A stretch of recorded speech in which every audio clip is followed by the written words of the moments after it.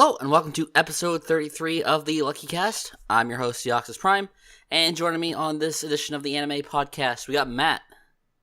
Hi. We got Kenny. Fucking whatever. We got Frank. What's up, guys? And we got Funk. Oh wait, Frank's here? Oh god, the Olive Garden must be closed today. I will, in all fairness to Frank, I will point out that I'm only half here, basically. So Funk is here, anime watching Funk. Well, he took the day off. So wait, what was the reference to the? I didn't understand the reference to the Olive Garden. What? Oh, well, you see, Kenny, Frank is notorious for ditching not only us but our podcasts, which we agree upon the date, perhaps a month in advance. And Frank just somehow always manages to have plans at the Olive Garden, and not only the date that we have the podcast, but the time that we have the podcast as well. It's not true. This is a bad meme. Stop right now. It's been true at least once. Look, Frank, I've called the Times Square Olive Garden, and I've asked. Times Square. Oh, how can I go to the Olive Garden in Times Square? Because you're from New York, that's where you go. That's where you go. If I go to the Olive Garden, I don't. First of all, I don't, because it's fake fucking Italian food. And why the fuck would you do that if you live in fucking New York City? But if for some godforsaken reason I do need to go to the Olive Garden, I go to the one in New Jersey, over by the Menlo Park Mall. Do you go across state, all the way across state, just to go to your preferred Olive Garden? You're a big fan. It's easier to get to that Olive Garden than it is to get to the one in the city. But we're diverting now from the true purpose of this podcast. Are you saying this isn't an Olive Garden podcast? No, this is an anime podcast. This used to be an Olive Garden podcast. Well, we should tell the people at home. Steve's on board. I know Twitch memes. This is our summer 2018 anime podcast, where we talk about all the big shows that just ended. And the first show we're going to talk about is normally the Colin spot, where we would call on him to tell us what's so great about Boku no Hero Academia. But Colin decided he didn't want to be here, so we have to steal his job from him. So can we just skip over it? No, we can't. Everyone but you watched the show. Kenny doesn't like the show? Well, I watched half of it. I stopped watching. You watched more than Kenny. That's true. Actually, I think I watched 3/4 of it. This was the 2-core, right? Yeah. Yeah. So, does anyone have any thoughts about the third season of Boku no Hero Academia? I do. Okay. So go ahead. Destroyed. I wasn't expecting it to give way to me that easily, but you know what? Since it is a rare Frank podcast, I'm going to do my best to give the best review that I possibly can. Unlimited soup, salad, and reviews. We talked a little bit about the first core on the spring 2018 end of the season podcast. So I'm going to be focusing a little more on the things that happened in the second core, which covers the provisional license exam arc and the fallout from that arc, which I thought was very, very strong. I thought that while the provisional license exam arc itself suffered from a serious cliffhanger problem, watching it week to week, the episodes themselves wouldn't be that much in substance, but the way that they ended was very similar to ReZero in terms of that page turner quality, where I would just sit there Cookie Monstering because Gang Orca would show up on the scene. Strong callback. Or Cookie Monster. It cuts out just as Deku looks at the the results screen, looking for his name on the board, and leaves it ambiguous as to who actually got their license, stuff like that. I mean, was pretty obvious who did. Well, I mean, I thought that the results of it were kind of surprising, not because Deku won, but because Bakugo didn't get his. And it's get it. It's a natural progression, but it surprised me at the time, because I was expecting Todoroki not to get his, but like for Bakugo, I was pretty surprised since he seems to constantly be pulling ahead one way or another, and while it is about time for like his shitty fucking behavior to come back to bite him, I thought the fallout from it, in terms of like the conversation that he had with Deku about his quirk, was actually really riveting.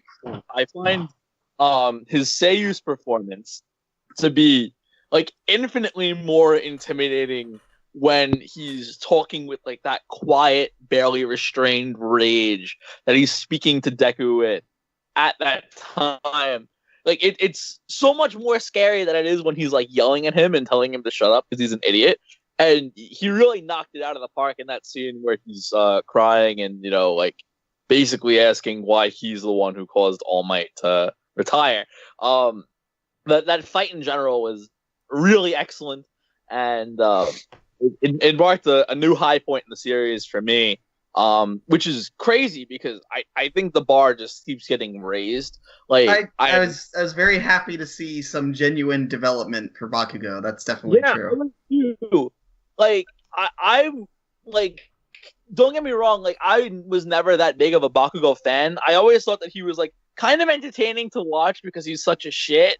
But like as a character, like he's like there's no two ways around it. He's a fuckhead. But like I felt some genuine pathos for Bakugo when he was, what? I'm just throwing out all the someone needs to name their band the Pathos for Bakugo. It's just, I don't know. Pathos always just to be found like a very, very pretentious sounding word. I'm sorry. Pathos is a forced meme. Logos is where it's at. But you can really you can't help but have some empathy for this kid who feels like the person that he idolized has been forced to retire because of his fuck up, because he wasn't strong enough. And for someone with a complex like Bakugo's that's been developing throughout the course of the series, for it to come to a head like that, I thought was a pretty clever way of going about doing it. So I was very surprised by how much that works for me. Well, so I want to touch on that because, like, even going back to the beginning of the show, like, I think that was my biggest, I don't know if complaints is the right word, but just thing I wanted the show to do better is having Bakugo as the rival. I didn't ever feel like he was a good rival. And especially because, like, he just fucking treats Deku like shit when they were kids. It's like, you want me to believe like Deku really looks at this kid as a rival. And I get the feeling that, I don't know if the author intended this to begin with, but at some point I feel like the idea that they both idolized All Might came into play. Like, I never got the opinion that was originally Bakugo's, origin as well. Like, that's what drove him. This idea that they both looked up to All Might, but like took away different things from him, and that's how they kind of diverge as different people. I think that was the kind of underlying theme of this whole season. The thing, like, definitely the best thing about the third season is that they finally got into this. Finally gave Bakugo some real meaningful character, and finally cemented him as an actual, like, real rival to Deku. That I think works as both entertaining and, like, from a thematic standpoint. Whereas I didn't feel like in the first couple seasons, they didn't really get into that. So I was very, very happy that finally came full circle. And like that episode 23, is like probably my favorite episode of the year from anything I've ever watched. So yeah, it was very good. Yeah, this whole season was still very good. But like it was more that I felt like this is the season the show fell into its rhythm of what it is, and it's probably what it will be going forward. That's still very good. But this was the thing that stood out amongst anything from this season to me. I guess for me, like, I was really hard on it in the last podcast, I think, where I was saying I was kind of getting tired of it. And I will say I am definitely feeling a bit of fatigue from the series, especially when it does stuff like the like the what was it? The what the shoot forest, the forest. The forest training camp arc. The training camp. That's what. Like the training camp arc. I felt like okay, this is just kind of like a retread of the ending arc of the first season, where they have to fight the villains. And then you have the provisional thing, which was like, oh, this just kind of feels like a retread of season 2's the Sports festival. Sports festival. Like it kind of felt like we were just kind of going through patterns. But even then, like the show still managed to come out a lot stronger than it initially was for me, because it did have some really good character moments. I like everything involving the Bakugo rescue, the fight with All For One was great. That was fantastic. All of that with the fight between All Might and All For One was amazing. Especially because like it does like really change the status quo of the series. So that stuff repeating that you were talking about, like I felt like that was the clear line of, we're definitely not going to do this anymore. Things are being different going forward. Yeah, and this felt more like almost like a transitional season where we're getting out of the more typical stuff, and it's like, okay, now the stakes are going to be risen a little bit higher because we don't have this crutch of All Might to just fall back on. We actually have the raised higher. Raised higher. I'm sorry. Carry on. I'm sorry. But I'm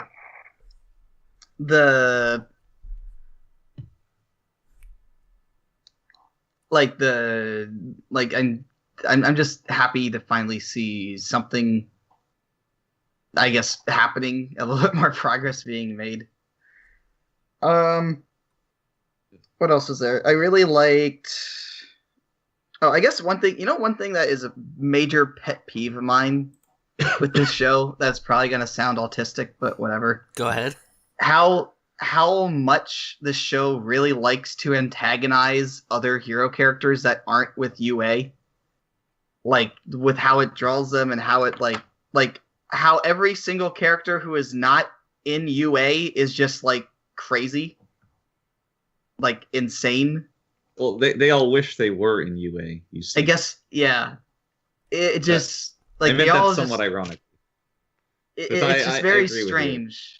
It's just very strange how, like a really good example is the dumb IQ tea drinking girl, who was probably one of the worst heroes. That episode was anime only, actually. I was would just it? like point out. Yeah, that whole it felt very. The writing for that episode felt very off.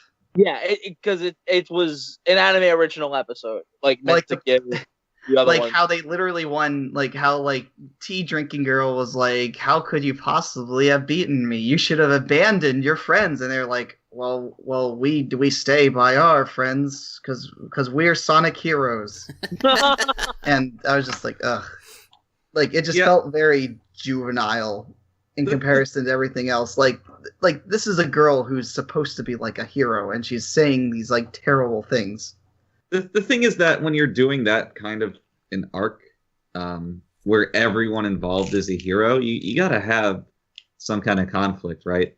Yeah, and you could do that without making the antagonists who are supposed to be good guys seem like actual villains. This is a children's comic book we're talking about. I know. I thought the Meatwad guy was pretty interesting. I know that that was weird. He was an actual villain. Like there's no way somebody with that power set would be let out on the streets. And he's just sitting there talking about they can still feel everything, and here they are, just suffering little meatballs.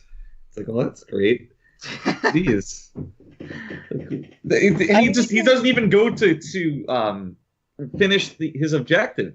He just tortures more people. Well, he did fail, so he did. Yeah, I guess it's hubris, right? But it's like, what the fuck? Who let this guy into hero school?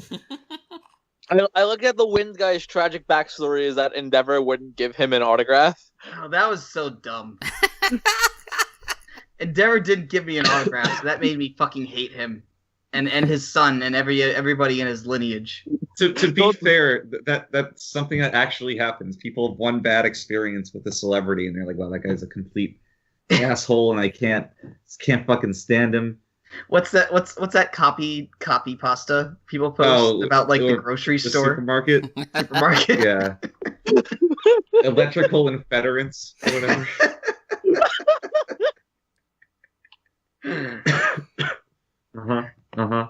Anyways, but yeah, like I would say this is probably the weakest season for me.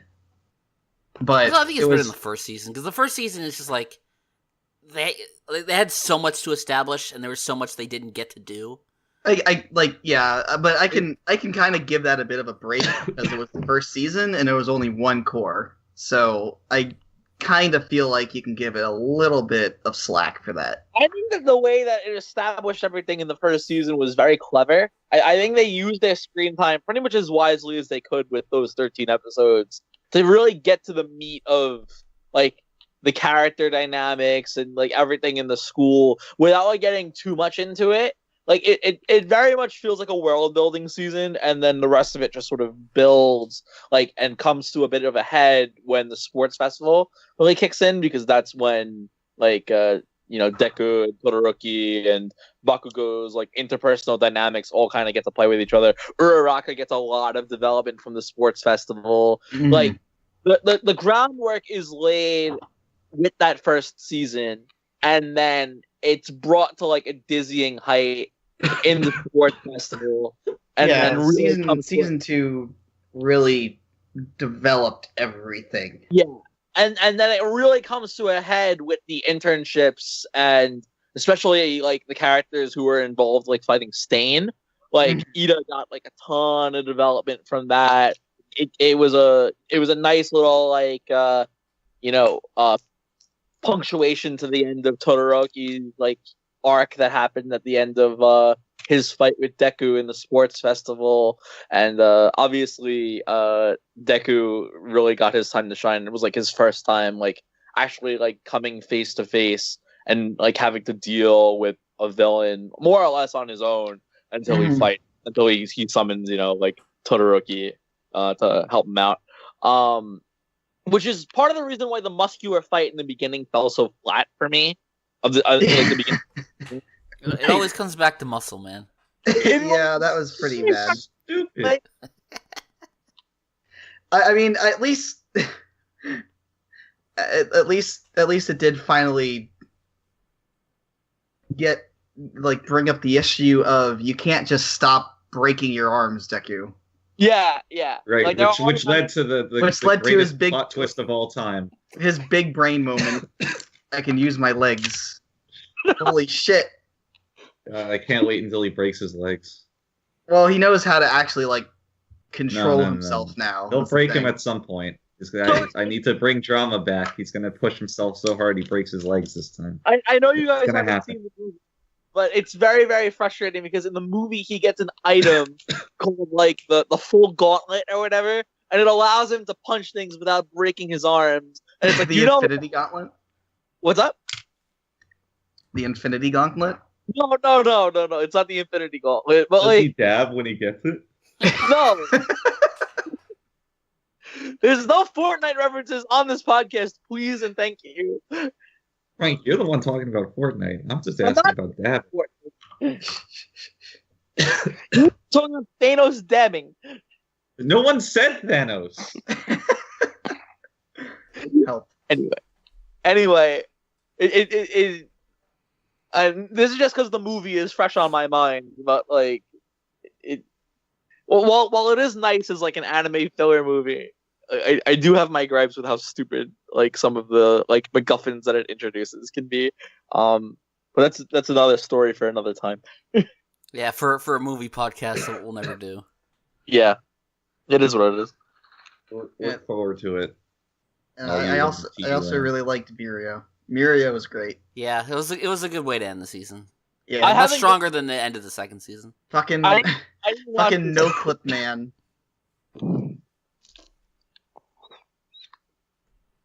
But I think that's all I have to say about Hero Academia for now.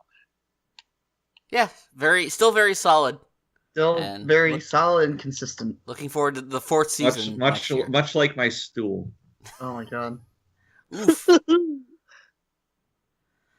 All right, you guys have waited a long time for this. Matt and Frank, tell us about the new Fooly Cooly. Oh boy. Oh boy. Oh boy. Matt, So, you can take it away for now, and then I'll supplement you. I have Okay. one question that's not Okay. very deep to get into before you guys go off, so I don't want to interrupt you while you're going. I just want to be absolutely clear on the state of how and when this show is or is not airing. Because I know, like, it aired first in English on Adult Swim, or maybe that was the other one. I don't even know which So you guys are talking about. So this I got this is how it works. Funk. Okay. Fooly Cooly Progressive was the first one, and Alternative is airing right now. Progressive aired I guess this season, the summer. It aired in full over the summer. Mm-hmm. On Adult Swim in English. Alternative is airing right now in English, and the reason why they're not airing a Japanese one, or like the reason why they're not releasing like the subbed versions of them, is because out of respect, so that people, I guess, don't download them like what we do. But hey, no one knows that. We all pay for our anime here. But so they're doing that, and then the subs are being released at the end after, I think the subs for both of them are being released in whenever, I guess, the last episode of Alternative airs. They're both being released in November because right now, this month, Alternative is being screened in Japanese theaters all in one go. So they compiled all 6 episodes of Alternative into a movie very haphazardly, mind you. Like, it's just, there's no sort of editing that makes it into a movie. It's just the episode ends, there's a little screen that says next episode, and then the next episode starts. And it does that 5 times for 6 episodes, and that's the way that they're releasing it in Japan. So you watch all 6 episodes in a marathon at a movie theater. And Alternative is airing this month, and Progressive is airing next month. And then at the end of that theatrical period, the subs are going to be uploaded. So Gotcha. But so it's I guess the only other question that I have is, should I, and you can answer this as in depth or not as you would like, depending on how it would impact the discussion that you're about to have. But should I mute this discussion if I'm planning on watching those, or should I not bother on planning on watching those? I mean, I guess, there's not really a whole lot to spoil.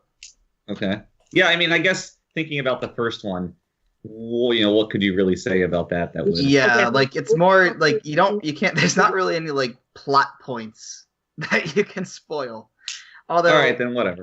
But I guess if you don't want to be spoiled about stupid stuff, then probably, I guess, mute it.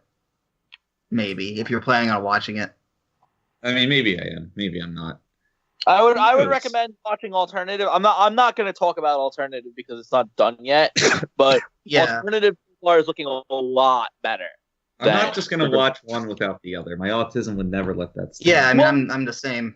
I would definitely watch both. If you're gonna watch one of them, you might as well just watch both of them. It's only 6 episodes. They're made by 2 completely different studios, though, and they're not related to one another. So right, they both have the same ish title, so I need to watch them both. I guess.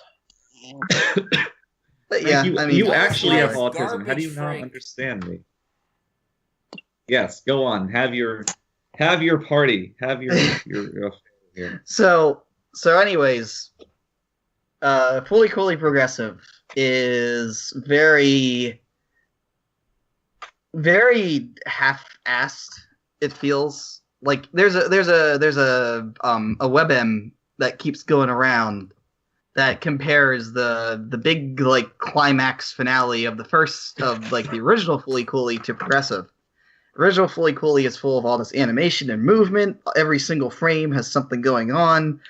There's like it's just nothing but lively like movement and colors, and it's just great. It's like it's so full of life. And then on the opposite side you see Progressive.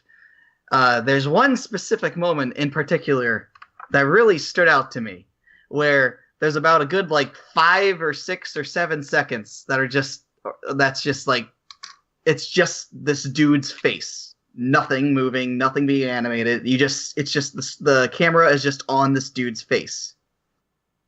Nothing is going on. Not a single piece of animation. It's just a still image for a solid like 10 seconds or so. And it's like, wow, that really just drives home everything Progressive does wrong. And that is the thing. Like, it's not like the story itself is stupid. Like, basically it feels like it's trying to go for something like what the original Fooly Cooly was, with growing up and being a kid, only this time it's with middle schoolers instead of with elementary schoolers. The problem is that it's just so, like, I wouldn't necessarily call the original Fooly Cooly subtle, but it definitely had a lot more subtlety than this. Like, there's a particular scene, I think it's episode 2, where you go to a construction site and you see the guy character working on this construction site. And I was just baffled by this whole scene, because I was like, what the fuck even is this? Like, what is the point of any of this? It's just showing this guy being like being worked his ass off, and it's just so cartoony and over the top, because he's like getting whipped and he's like living in the slums, and it's just so it's so absurdly extreme that it's just ridiculous. And it's hard to really take seriously if it was supposed to be taken seriously. Like, I don't even know what the point was. And you have this girl who I guess has like a vor fetish or something. Frank, back me up on this. So here's the dealio. Like, I don't know what like she she has this she has these dreams where she's like being eaten by zombies or something. No, so she has these dreams where she's falling apart at the seams, right? Because all she's doing is going through life, not engaging with anything. Like, her body is decaying because she's not doing anything, and she has no aspirations. None of that. The whole thing is very, very, very on the nose. And the moral of the story, as told by Jinyu, who is the new sort of like Haruko insert character, sort of. Shadow the Hedgehog. Yeah, like her whole deal is that she wears these headphones, right? Or I should say, Hitomi wears these headphones. Hitomi's the name of the main character. She wears these cat ear headphones, and she doesn't listen to any music on them. She just uses them to like block out the outside world. And the whole idea is that, like, you know, if she continues to shut herself out like this, then she's not going to find anything that's fulfilling. Like, that's the whole, like, sort of message of the show. Meanwhile, Haruko is doing her thing with this other kid, Ide, who is the other protagonist, and all of the, like, original Fooly Cooly stuff, that is, Haruko is looking for the Animus. NO necessary to summon Animus, right? All of that stuff is sort of happening in the background of Hitomi's life. So, you know, the elements of the original Fooly Cooly, like, they bring them back just to sort of have them, like, in a half-assed way. Because, like, the iron is still in the background, and, you know, when a monster comes out of Ide's head, like, the lights underneath the factory all light up. It's like, oh, dude, it's just like, you know, like what happened in the original, but it's not happening to the main character. It's sort of happening in the background. And that aspect of it is kind of unique, but they don't really do anything with it because, like, the fights are all like incredibly uninspired. The monster designs are really uninspired, and they don't really do anything with them. Like, it's just there. Like, the animation is really bad too. Like, everything looks very washed out. The colors are bad. The animation is very like, it does not feel like it feels like it looks like every other show that is airing in a typical anime season. It doesn't look unique at all. And they're just waving their fucking guitars around. Like, there are like some shots of like Jinyu trying to like defend herself with a guitar, and it's literally just her like waving a guitar back and forth. Like, there's no like actual effort at choreography happening here, save for one fight that happens in episode 4, which is actually like the best. Episode 4 was actually really good. Like, that was the only episode that had any sort of real, that felt like it had a decent amount of effort put into it. I liked 5 because of its art style too, but 4 was only good in its second half because it spent the whole entire first half going around with fucking Genki Hidomi for no reason, and like trying to like. That was like, I mean, the whole thing of that was just supposed to be for comedy and also to kind of establish, like, she was finally being open about her feelings, and she was doing so in this like Genki way to contrast with how she's actually feeling inside. So, like, I get what the point was. I get it. Yeah. It was just kind of dumb. No, yeah, and also it introduces like this love triangle aspect with like a side character that doesn't really go anywhere. All of the side characters in this show are like absolute nothing characters. Remember the plant girl? Yeah, the girl who turns into a tree for no reason at the end, and then she comes back, like, because there are no consequences to anything in the show. Well, I mean, she goes to like a radio. I mean, there's not supposed to be any consequences to anything because it's fully coolly. The original show had no consequences either. Everybody's fine. But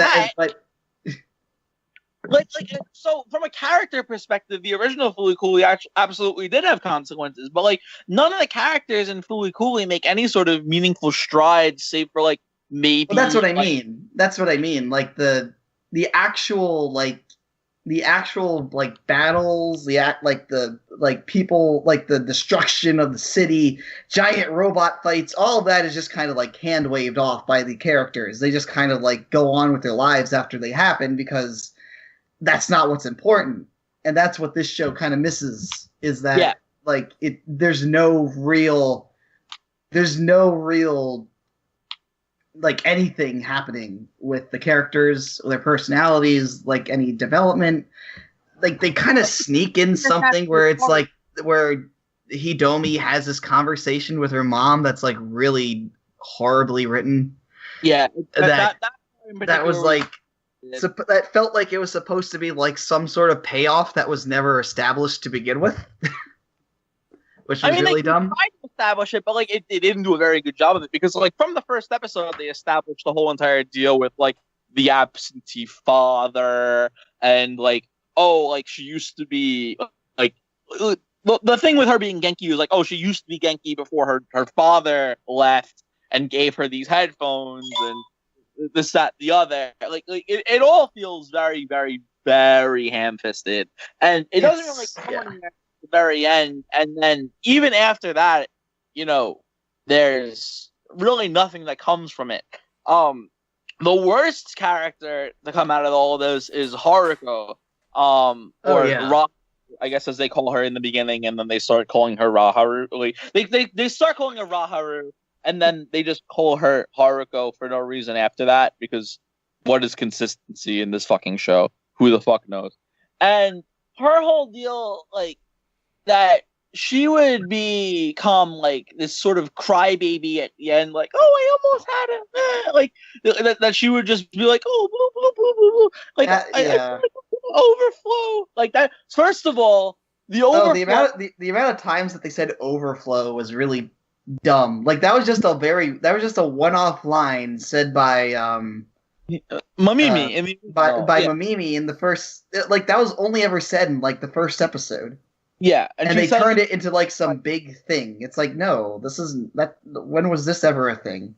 And Haruko, like in Fooly Cooly, the original Fooly Cooly, is like a very unique character. You know, like we don't often see a lot of like particularly female characters that act in that same sort of gross and careless vein that Haruko. She's just kind of an asshole. Yeah, and to have her be reduced into like this whiny crybaby who loves Adamus, when that was never ever the point of the original. Like she never loved Adamus. She only wanted his fucking power. Like it's like they completely missed the point of the first season where like Eyebrows was like thinking that the reason why she was chasing Adamus was because she loved him, but it was just because she wanted to consume him to have his power. Yeah, and they just completely forgot about that. And it's like, hey, remember Fooly Cooly? Remember the show that you were supposed to be making a sequel to? Yeah, no, they had no I really think that they were just trying to go for like a more lore focused show, and that's absolutely not what anyone wanted. And because the whole idea is stupid. Like Fooly the Cooly fucking Dodo shit and how they're waging war against medical mechanica. It's like no one cares about this. Like the fact that like that whole ending sequence with like what was it, like the mochi or the mochi falling from the sky. Like what the fuck was that shit? Like the mochi cannons and all that. That was dumb and stupid. The fact that like what's his face was revealed to be Eyebrow's son the whole entire time for no reason. Like wait, who was that? The guy who wears the baseball cap all the time. At the very end, the lady takes like the cap off his head and is like, "Oh, you have no eyebrows, just like your father." Like, Remember Eyebrows? Remember this? Conti? Like, because we can't. They tried to basically do a rehash of that crazy good scene in the first season where Naota calls for Conti and Conti like descends down and like he's a lot bigger friend than he's supposed to be, but like he just falls with his crash and Naota gets on his hand and like he saves Mamimi and everything like that. They basically tried to do a retread of that with Conti saving Hidomi, but the whole entire effect just falls flat because like Conti has a very personal meaning to like Naota and Mamimi and all of these characters, and Conti means absolutely nothing to any of the characters in Yeah, and this is the problem of trying to make a sequel to a show that's supposed to be a one-off thing and completely self-contained. Yeah, because for some reason everybody thinks you have to make references to these things, but you don't, because that's not the point. Like the first, like Fooly Cooly is not a show that's supposed to have lore or like a cinematic universe. Yeah, because the Fooly Cooly cinematic universe. Like the point of Fooly Cooly was not the setting. It wasn't the fights or the like. I mean, obviously, like the fight, like everything in Fooly Cooly is just like. It's basically just look at all this cool shit happening. Oh, by the way, here's this actually really interesting story too with these characters. Like the Fooly Cooly was never supposed to be a thing. It was just supposed to be this fun, self-contained project that turned out to be actually like amazing. And this, like, that's what this should have been, is, a bunch of people getting together and just animating and making something really fun and clever and with a lot of soul and life put into it. And this is your corporate mandated Fooly Cooly show. Yes. It really is like Adult Swim Fooly Cooly that has been bought with fucking Rick and Morty dollars. Like, it's so stupid. Like, Tsurumaki went on record saying that, like, he doesn't want a sequel to Fooly Cooly, but the rights went up, and they fucking nabbed him, because, like, why the fuck would they not, right? Like, let's just capitalize on this property that, like, the original creator doesn't want expanded in any way, shape, or form. And, Yeah. So if you want to go ahead and point and blame at anybody for the existence of this Adult Swim, thank you, Adult Swim. Yeah. And also, one more thing. Can we talk about how fucking lifeless the sound direction in this show is? Oh my god, that was terrible. Like I was like thinking, I was listening to the soundtrack of the show the other day, and I was like, this show has actually really good pillow songs. It's great that they brought him back. Too bad you can't fucking hear it. Yeah. So like audio mixing in general is terrible, but also the song placement is miserable. Oh god. Like I remember the scene where they play that the I Think I Can song in episode 5 when he's like about to attack Haruko. Yeah. And I was just like thinking, oh, they're gonna like do this as a joke. Like the song's gonna start to play and then it's gonna stop because Haruko just beats the shit out of him. But then it just plays and I'm like, wow, really? This is what we're doing? Yeah, they play We're actually doing this? Like a couple times. Like they How embarrassing. Twilight for whatever goddamn reason. Like that song was cool when it first scene, but then they just play it at like a random moment when Hitomi and Haruko are on the beach. Like, all right, okay, and then like they play it in the last scene because of course they do. Like all of the songs in the original Fooly Cooly, when they play, they have like a weight to them. Like like there's a reason for them to be there. Like all the songs are very well. I remember every single song when it played, why it played, like how it perfectly matches the scene. Yeah, well, it's because in the original Fooly Cooly, the songs, like the scenes were made to revolve around the songs. In this one, it's a lot like the songs are an afterthought, and it really, really, really shows. The one exception being, I think, the fight in episode 4 where Haruko and Jinyu are fighting and Third Eye is playing in the background. Because that fight scene is choreographed in such a way that it works very well with the song in the background. And that's a rarity for this show, which is really, really sad because in the original Fooly Cooly, like that sort of thing is extremely commonplace. So it's frustrating. It's really, really frustrating to watch, what should be a labor of love be turned into like this corporate sort of pushed out people. This definitely feels something like I was gonna make a Star Wars reference here, but I'm not sure if that really fits. But like a Force Awakens, Last Jedi type sequel. Oof, that's not good. But it feels worse than that. Like, yeah, it is. It is worse than that, honestly, because it's just very it doesn't even look good. But like, and I'm not even like the type of person who is like, oh, this ruined my childhood. Like, no, because Fooly Cooly it's a self-contained thing, so it's not like it can ruin anything. There's not really anything you can ruin in a show that has no continuity. So in a series that has no real continuity between the two. So when you're a kid, though, it's like they like show you Conti. It's like, dude, remember Conti? It felt Dude, remember when Haruko pulled the guitar out of his head? Dude, remember Medical Mechanica? Like it's very much like that. The funny thing is, like, now that I'm thinking of it, I can't really recall mostly anything from Progressive. Like in terms of specific scenes, it's just kind of a blur. Yeah. To me, the one scene that stands out to me is that one fight that Haruko and Jinyu have, and the scene that comes after it, because I spent the whole entire time like, why the fuck is her hair orange? It's so off. And then like, well, it was supposed to be. Yeah, and then she eats Jinyu and her hair turns pink, and I'm like, oh, like, Jinyu was the most stupidest thing. I felt absolutely nothing when she quote unquote died.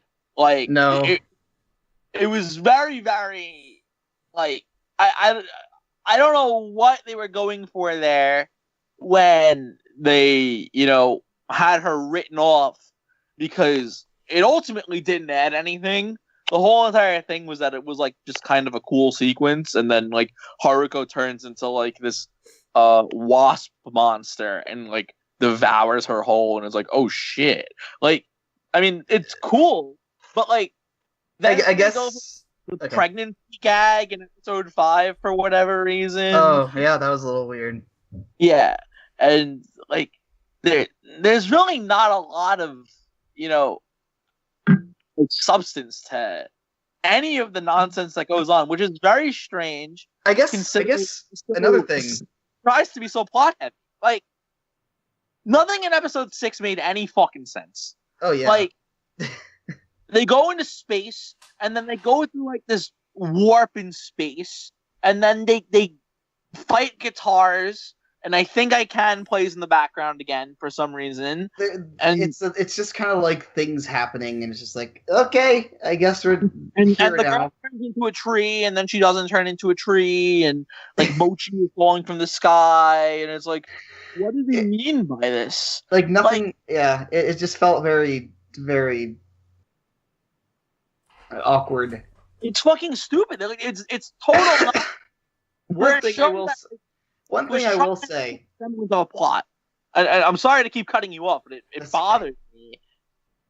One thing I will say, I did laugh at the scene where they're at the beach. First of all, why the fuck does this have a beach episode? Yeah. But anyways, I did laugh when Haruka was putting Jinyu in the cement on the beach. That was actually kind of funny. And how she was just in the cement for the entire episode. I actually kind of found out to be a bit more in tune with the humor of the original show. Like, especially considering the humor, like, elsewhere felt very modern and very ironic type humor. Like when she's talking to the kids in the classroom and like making all these and like saying all this stuff like the education system, blah blah blah blah blah, like making fun of like education and stuff because she was disguised as the teacher. Education is for nerds. It was it felt very modern humor. Very, very again, with the Star Wars reference, kind of like how the new Star Wars has a very oddly modern sense of humor. Remember when they made that your mom joke at the start of The Last Jedi? God, don't remind me. So what did you guys give this show? I gave it a 5. Frank gave it a 2, which I honestly think is way too harsh, but I gave it a 5. You really think so? I really think that like this show is so nothing, and like it's not trying to do anything. It's not trying to accomplish anything. Like, it's totally content to be a lifeless sequel to a show that I really loved. Like, I gave it a 5 because I watched it all in one go, and at no point did I feel like wanting to kill myself. Well, I watched it week to week, and it frustrated me every fucking week. That's the bar. Like, to quote Mike Stoklasa, I rate things based off of how miserable I am watching them. It's a good rating system. So, and to be completely honest with you, I wasn't all that miserable watching Fully Coolly Progressive. I was just kind of perplexed and like, why does this exist again? And it wasn't the worst thing ever, but it's like, yeah, that was a thing. That was pretty bad, but it wasn't too terrible. It wasn't King's Game terrible. It wasn't Ice terrible.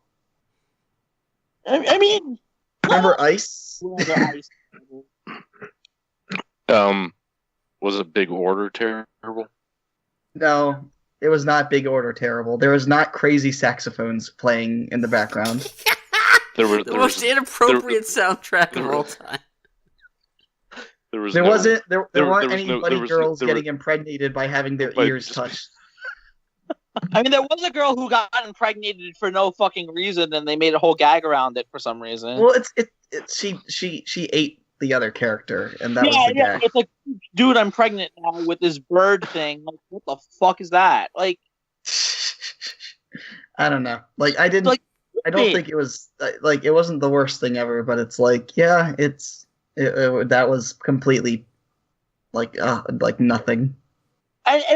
But if it didn't have the name Fooey Cooley on it, then I probably would have given it like maybe like a 4. But Flip Flappers is a better Fooey Cooley sequel than this is. I think Die Buster is a better Fooey Cooley sequel than this is. Well, I guess so, yeah. Although Die Buster is a lot more like Gunbuster, honestly. But yeah, but like, it it felt like Gunbuster with that Tsurumaki sort of flair.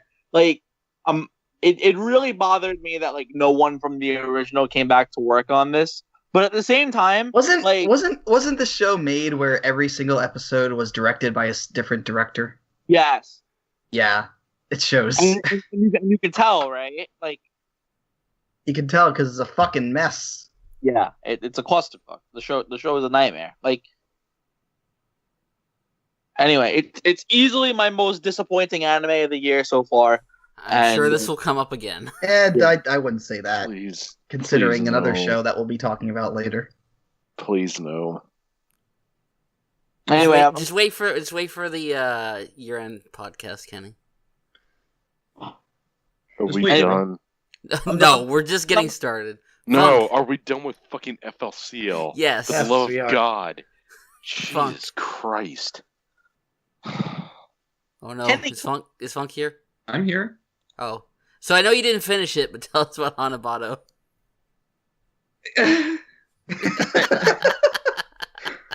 I literally don't have much to add beyond what I said on the. Did you even watch any episodes beyond that? I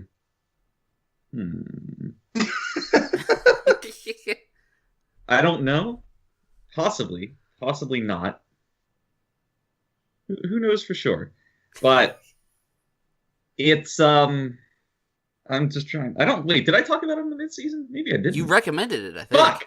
Fuck. Then I did talk about it. Okay.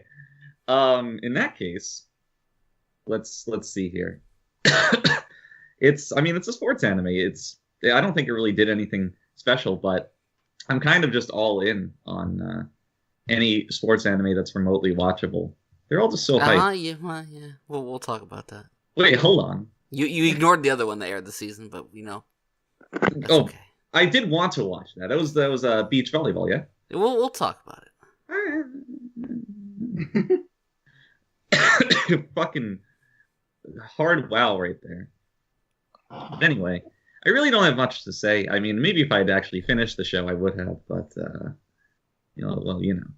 Is it done airing? Or is the show like one episode left or something? I believe there is. episode is tomorrow. All right. So someone who's closer to finishing it, tell us about it. I think it's just Kenny, isn't it? No, Frank's I'm watching it, right?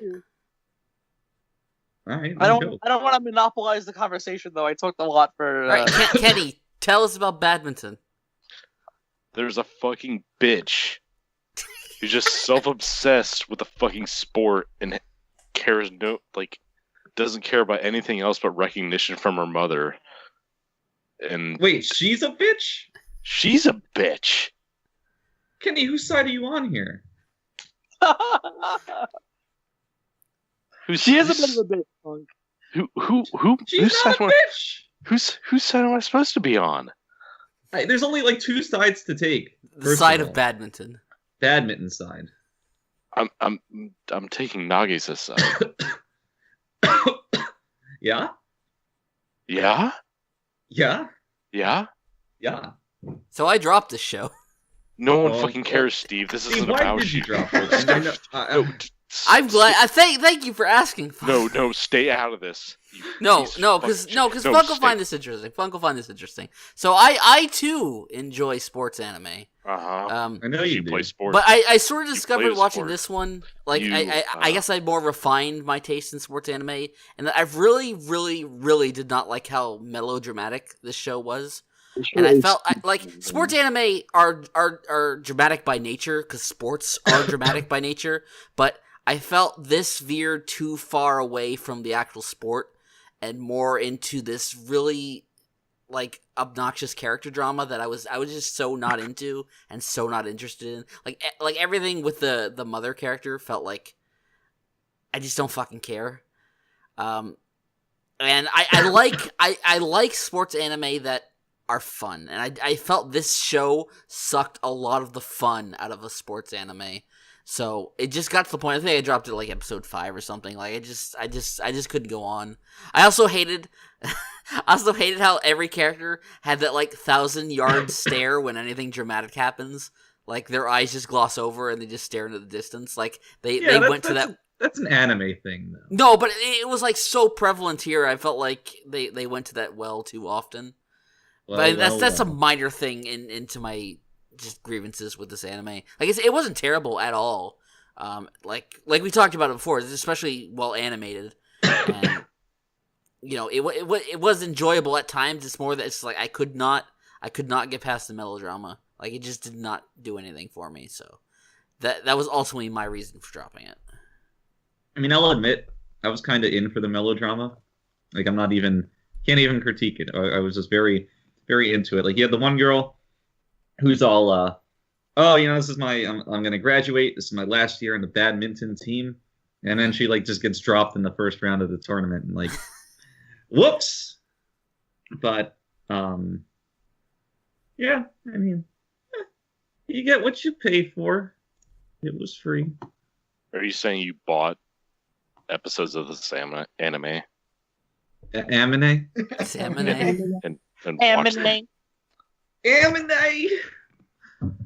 No, I'm not, Kenny. Okay. That was just my deflection for not really having anything of substance to add. Did you like it, Frank? So I also think it's incredibly steeped in the melodrama. I think that at times it really, really, really goes hard on it. Like, Hanesaki is a frightening fucking character.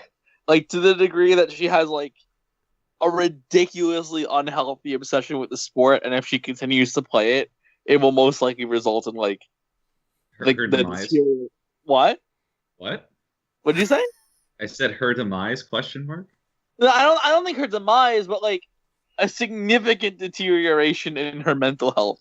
And it's very, very frustrating to watch her play because, like, she doesn't enjoy it.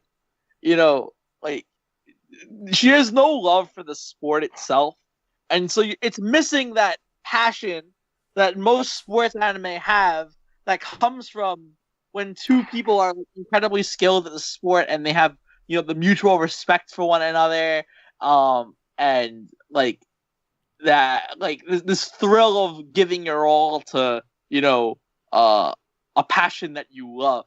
Hanebado has none of that, and Hanesaki is like solely focused on crushing like every opponent who comes her way. She reads like a villain in most other sports anime, which is kind of interesting because like if this were any other sports anime, then she would probably be like crushed from the get-go, but she's not, and we're following her and like kind of hoping that this will come to like this neat and tidy resolution for her where she does what's ultimately best for her mental health, because like you don't want to see her hang up the racket because like she's a talent, but you also don't want to see her spiral into this like horrific depression for the rest of her life that clearly comes from like her continuing playing of the sport. So you're kind of torn between these two worlds, which I think is kind of interesting. But if you're in for like a conventional sports anime, then Hanebado is not going to like scratch the same itch that like Scorching Ping Pong Girls or Haikyuu would. You know what I'm saying? Like, well, nothing is going to hold a candle to Scorching Ping Pong Girls. Yeah. You said the magic words. But I am interested in it. I'm not like crazy about it, but I think that there are aspects to it that are interesting, and the show is very, very, very well animated. I can do without like the obnoxious character designs though, like the pink-haired girl in particular. Like every time like I see her, like what the fuck is this? Like, you know which character I'm talking about? What's her name? Fucking Sarigaya. Like what is her design even? Like it's a mess. But yeah, it's not good. It's very not good. Yeah. But it is what it is. I was enjoying watching it week to week to a degree. I'm ultimately not gonna come away from it thinking like horrendously positively of it, but it looks nice, and I am invested enough to see where it ends. I was invested enough to watch it, up to the end, and that's about all I can really say about it. I'm just kind of curious. I don't think I've ever asked any of you. Have any of you played an actual sport. Yeah, I play Magic the Gathering. Physical sport. I mean, in like elementary school, I was in a bunch of them, but like I remember I was in baseball, I was in basketball. Beyond elementary. But beyond school, that, I was in track up to my first year of high school, and then I stopped doing sports. Okay, so altogether. Matt qualifies, but the rest of you? Kenny thinks he's tough shit because he played golf one time. Kenny loved golf. Played golf one time? Okay. I played baseball. So so any of you have any sense of sportsmanship or anything like that? Yes. Not really. Like, wait, at least... Kenny, are you insinuating that because we haven't played team sports that we're bad people? Just you. What was that, Frank? For the record, I also did track and field in high school. I wasn't very good at it, but I did it. Yeah, I mean, I wasn't very good either. No, like, I just my best. I ran like the 1600 meter, and my best time was like a 6:30. Whereas all the best players were like 5 minutes. One of them got under 5, which is like insane. So yeah. I was never good at sports. No, that's not the point. I just I don't know, just playing sports like a lot of a part of my life,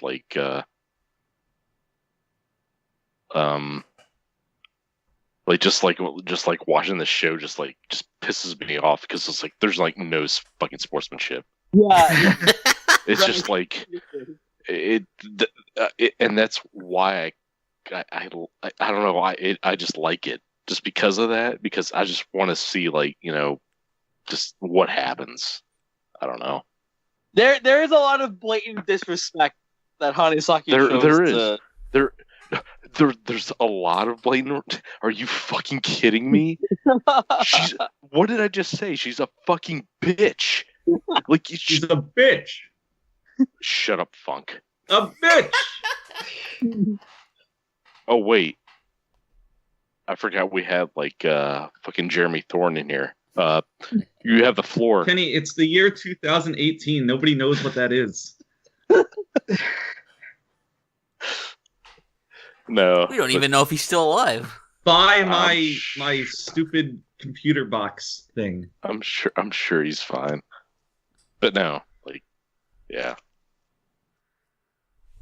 Okay. All right, so let me tell you kids about a real sport called beach volleyball. Yes. Oh boy. So Steve, Kenny and I watched. Why is this a real sport? Yes. So Kenny and I watched Harukana Receive, which is indeed a show about beach volleyball, and as opposed to Hanebado, this is a much more fun show. My biggest takeaway from this show is it is very much, other than it may be one thing which I'll get into in a second, it's very much like a classical sports anime. It doesn't do much out of the ordinary, but I do think it does everything pretty well. That's what especially for a show that you would think going in is a very fan service heavy show, which it does kind of lean into. It doesn't shy away from focusing certain assets, but it is not a blatant fan service show. It is a straight up sports anime, and a good one at that. And I kind of adore the show for everything around that. I love the setting. It's it has very comfy atmosphere to it. It has a very, very good soundtrack. I like the character design. It has some of the most, and Kenny, you can probably back me up, it has some of the most unique eye design of any show I've ever seen. It's fucking cute as hell. Yeah, they have these these kind of weird multicolored eyes that at first you're well, it's kind of weird, but they're very striking, and it kind of ties the whole look of the show together in a weird way. It grows on you, basically. Yeah. It absolutely does, yeah. So the one thing that's kind of different about this show, Whereas most team sports shows are very much about, hey, this is the team and this is like the rival team. The rival teams in the show come from the same club, and the entire show just kind of builds up to this match to decide who goes to the nationals, as these shows often do. But instead of just being against the rival team, it became a bit more emotional because of how it involves these characters who come from the same club, who had basically spent the whole season becoming friends. I don't see a lot of this sort of thing in sports anime, so that was kind of a different take on it. How did you feel about this show? Because I know you also liked it, right? Yeah, I gave it an 8. It was just kind of cool. Like it's just what I was talking about. It's just like sportsmanship, like friendship, and like all that stuff. Like, everyone's like trying to help each other really out. Resonate with Kenny. And fucking. Well, they're very traditional kind of themes, but like I said, it does them all really well. They stick. I'm with you, Kenny. By the way, I eat that shit up. I really do. But it's just like they join a club, but they end up like facing off against each other, and like it's just like, who do you root for? It's just like you love them both, and then like there's this other team, like that's just like playing in like a different like tournament. Steve.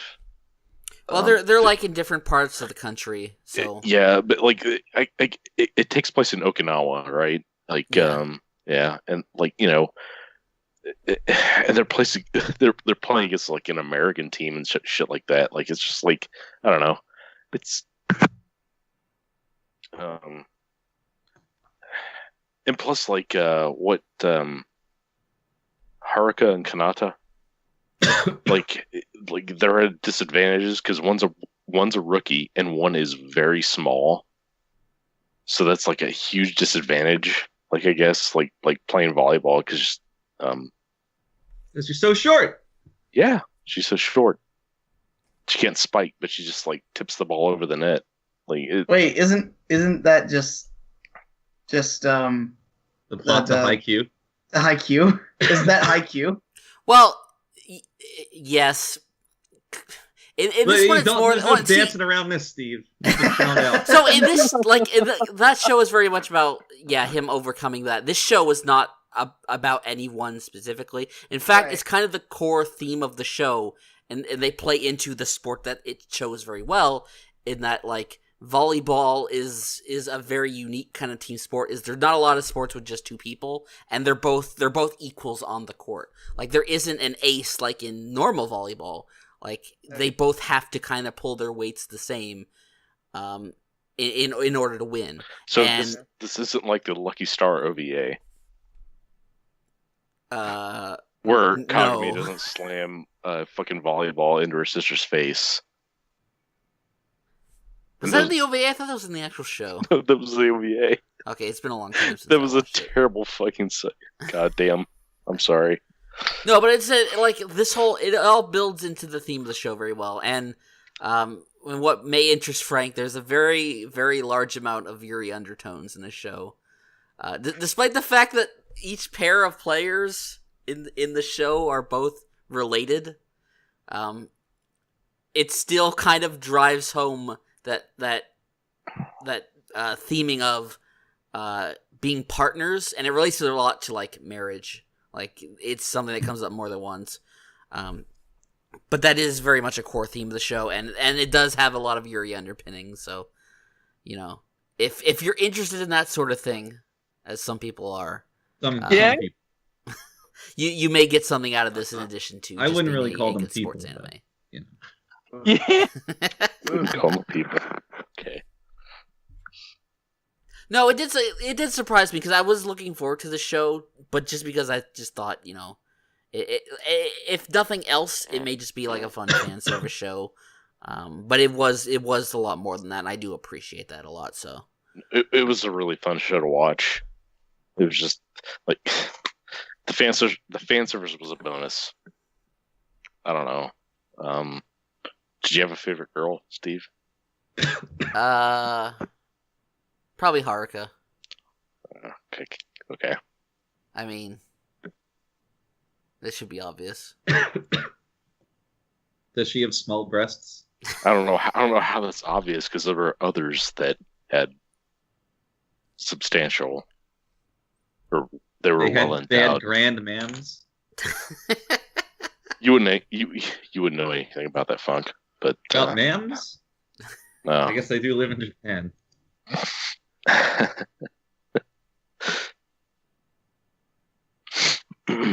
Anyways, good show. Yeah, good show. We're going to take a break here, and then we'll be right back with more anime. So stay tuned. Jesus.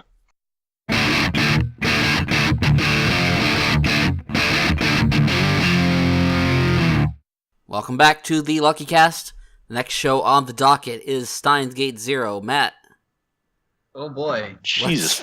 Let's Christ. let's break this one down. All right. Yeah. So I guess Matt. What? The clue is break it fucking down. Literally. Not an hour. So Why are you getting Not 45 minutes. I want 5 minutes. okay. We got I shit to want talk it about broken down. So Steve, did you know that if you kill your enemies, they win? I should have just dropped it as soon as he said that fucking line.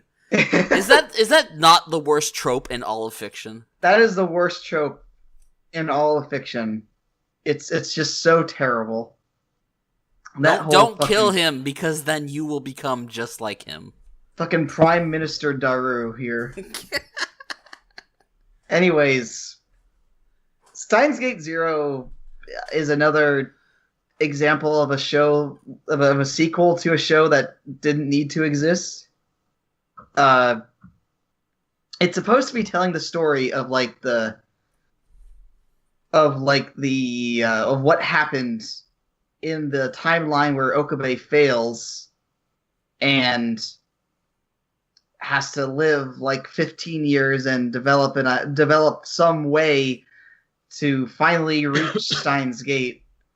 And like this is all already told to us in Steins Gate original. We already know all this. We don't know the details, the fine details. But it doesn't matter because Steins Gate already ended. They already reached Steins Gate. We already saw what happened. So this is just all entirely pointless, pretty much. And I was kind of waiting for the point in the show where it justified its existence, and it just never happened. So it like you see the hints along the way of this is how it happens, but it never has an aha moment where it brings it all together. It never brings anything together. It just doesn't. Not only that, but it completely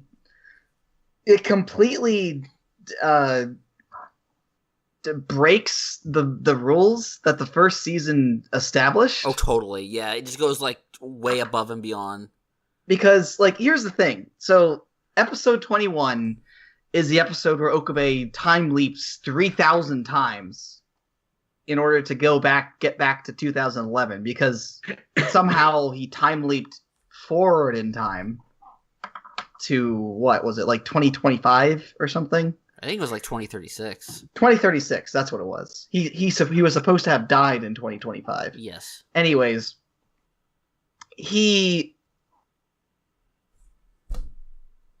so first off, he shouldn't be able to do that, because the whole idea of time leaping is that they compress all of their memories, their personalities, all their brain whatever, their brain data they compress it into a tiny into a tiny fraction of what it was. It's just all compressed into a very small data file so that it could be sent via email. And then they use the time leap machine, and since it works with a cell phone, they send that back in time, and it causes their phone to ring, and they pull the phone up to their ear, and it goes into their head.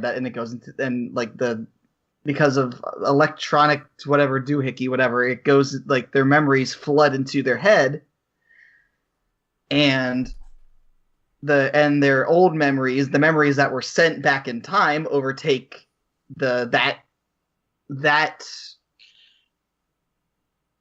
times that versions of themselves memories. But at no point is there ever a cell phone held up to his head. Like, there's no device that could possibly be sent to. So that entire sequence that happens in episode 21 effectively is just a giant plot hole. Because it shouldn't have happened.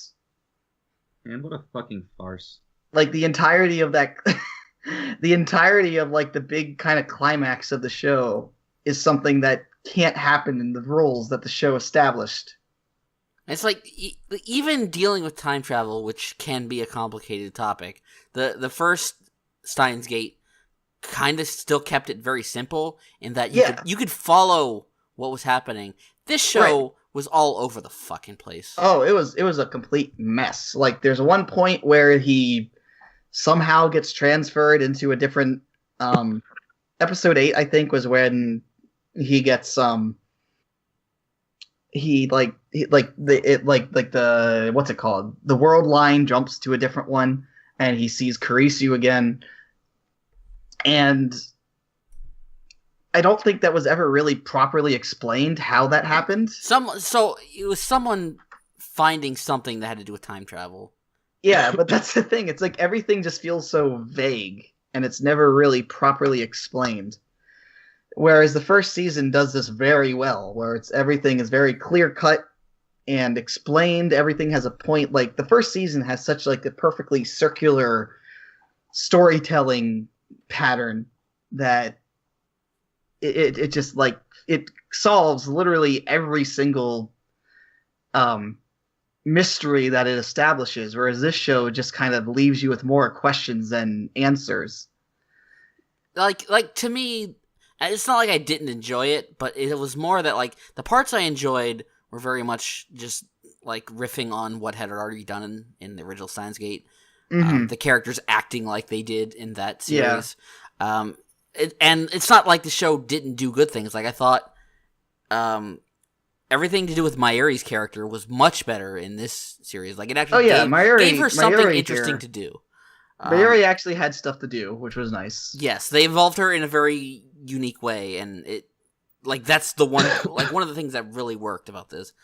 And as, like, just as an excuse to go back and revisit these characters, like, you know, there is a certain amount of enjoyment I got from that. That sort of made this worth it. But, like, by far the biggest problem with Steins Gate Zero is that it has a villain.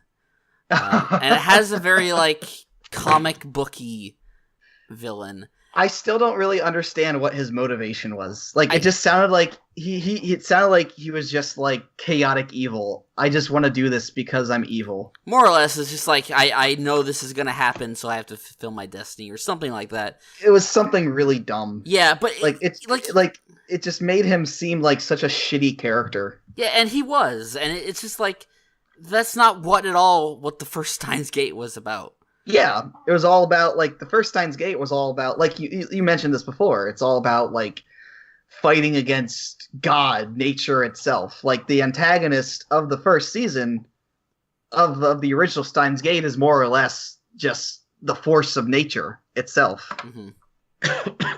And that's what makes it so interesting, because there's not really any, like, I guess there's CERN, but, like, in the end, it's not really CERN necessarily that'll end up killing you, it's just time itself, because no matter what, you know, because of the, what's it called?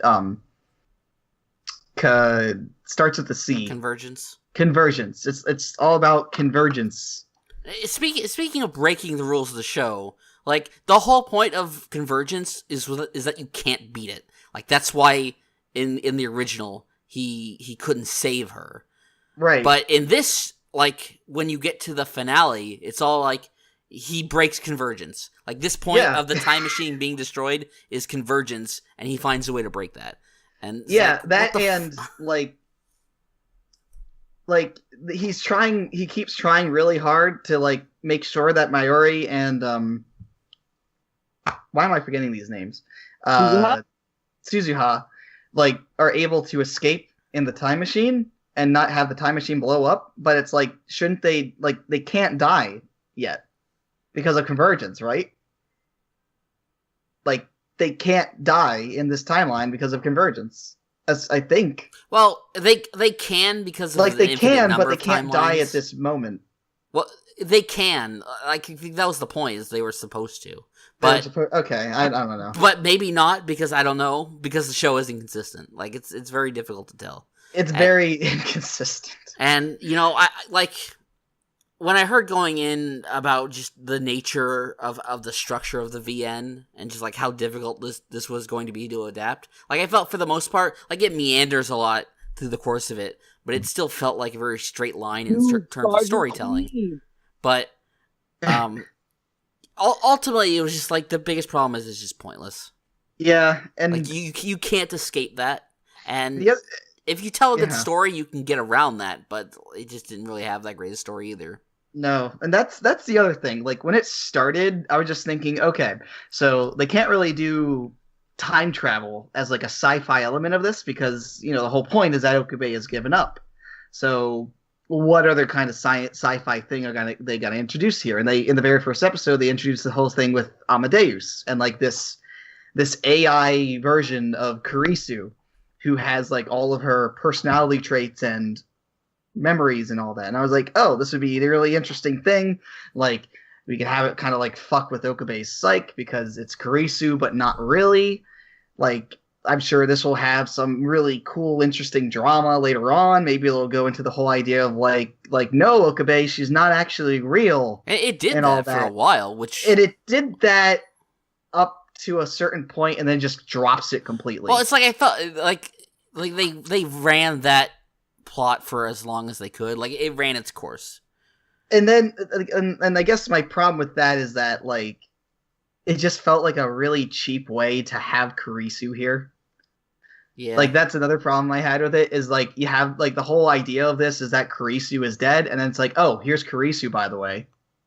And then oh, here's discount Kurisu, Maho.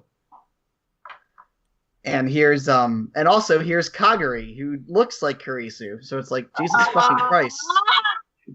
Oh my god, you guys. Okay, What? So I'm so glad that someone has finally brought up Kagari. Because now I can tell you guys about the twist from the original that they completely cut out of Steins Gate Zero, the anime. Is it that she's a clone? No. So she's not a clone? No, she's. Wow, I would have guessed that would be the twist. They never explained why Kagari looks like Kurisu, period. But I will say this. Depending upon the world line that you're in, the identity of Kagari changes. Because in one of the world lines, she looks like Kurisu, right? Like the Kurisu, like kind of clone-ish figure that we see. And in another one, she does not. So here's the dealio.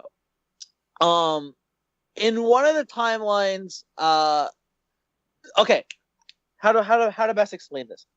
There's a figure in Steins Gate Zero who wears all black and has a motorcycle helmet, right? Okay. Did the anime have this at all? Yeah. Yeah, it's like that, like feels like several multiple different fake characters. outs. Yeah. Several characters just up like that. So like the show had multiple fake outs regarding this. Oh yeah, what was up with that? Like remember what's that girl's name that was like Daru's girlfriend? Yes, that's okay. So here's the dealio. Well, here they kept saying like, oh, you have a bandage around your wrist, and she's like, oh, I just cut myself, blah blah blah, and it's like, and that has like I thought like that was gonna be a thing because of how much they were focusing on it. It was a red herring. It was a red herring. Wrong. In one of the routes, it is a red herring. In another one of the routes, the motorcycle figure actually is Yuki. Okay, that makes a lot more sense. But it's not really Yuki. It's actually Kagari, who got plastic surgery to look like Yuki on Daru. I heard about this. I remember this. I do remember that. I remember reading about that. So Kagari is actually Yuki, but like the whole entire like point of Yuki being there was like, you know, like the real Yuki was studying abroad, so she's fine. You know, like Daru will still marry her and have Suzuha one day, but like Yuki was actually Kagari the whole time, and Kagari was sent by Leskinen to spy on Daru and the group, and it's so fucking stupid. That's great. The reveal at the end is like, you know, like they take off, like, you know, like we found out like a while prior to that like the person in the motorcycle helmet was actually Kagari, but then like Kagari like takes like a bullet from the helicopter or whatever, and she's bleeding out, and Okabe takes off her helmet, and it's actually Yuki. And it's like, oh, okay. Like, it's such a... I feel like that's like that stuff is missing the point of Steins Gate with how the timelines work. It's not like parallel universes where there's an infinite amount of possibilities. It's like there's one universe, and the decisions made can branch off in an infinite number of directions, but it all kind of works from the base assumption of who these characters are. You can't just make up shit in the past that's not true. The whole idea was that there is only one timeline, but that timeline can change. Yes. It's not like there's several different timelines happening all at the same time. It's that it's kind of like a I guess trying to make some sort of analogy here, it's kind of like a jukebox where you're switching from different CDs or something.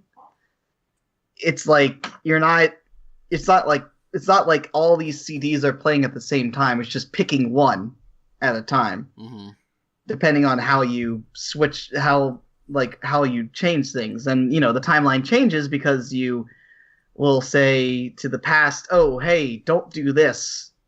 And then, oh, well, we have to switch it to a timeline where you didn't do that, if it has like any actual like real significant effect on things. But yeah, just like fuck the rules. I don't know. That's pretty much Steins Gate 0. Fuck in the a rules. nutshell. Also the. I guess speaking like how you were talking about how like they gave Mayuri something to do, there is a severe lack of Rukiko and Ferris here, to the point where like I almost like completely forgot about them because they just kind of show up in the future. And it's like, oh yeah, they exist. Yeah, I forgot about them. Ferris and Ferris kind of got their deals in the first Steins Gate, I guess. Yeah, like Ferris looks no different after like what 20 years. And Rukiko turned into Raiden from Metal Gear Rising: Revengeance. I don't know. Like, it's just, this whole season was just so utterly nothing. And even with some cool moments, like I did like Okabe going back to 18,000 BC in the time machine to save Mayuri, and Jesus Christ, words, name, Suzuha.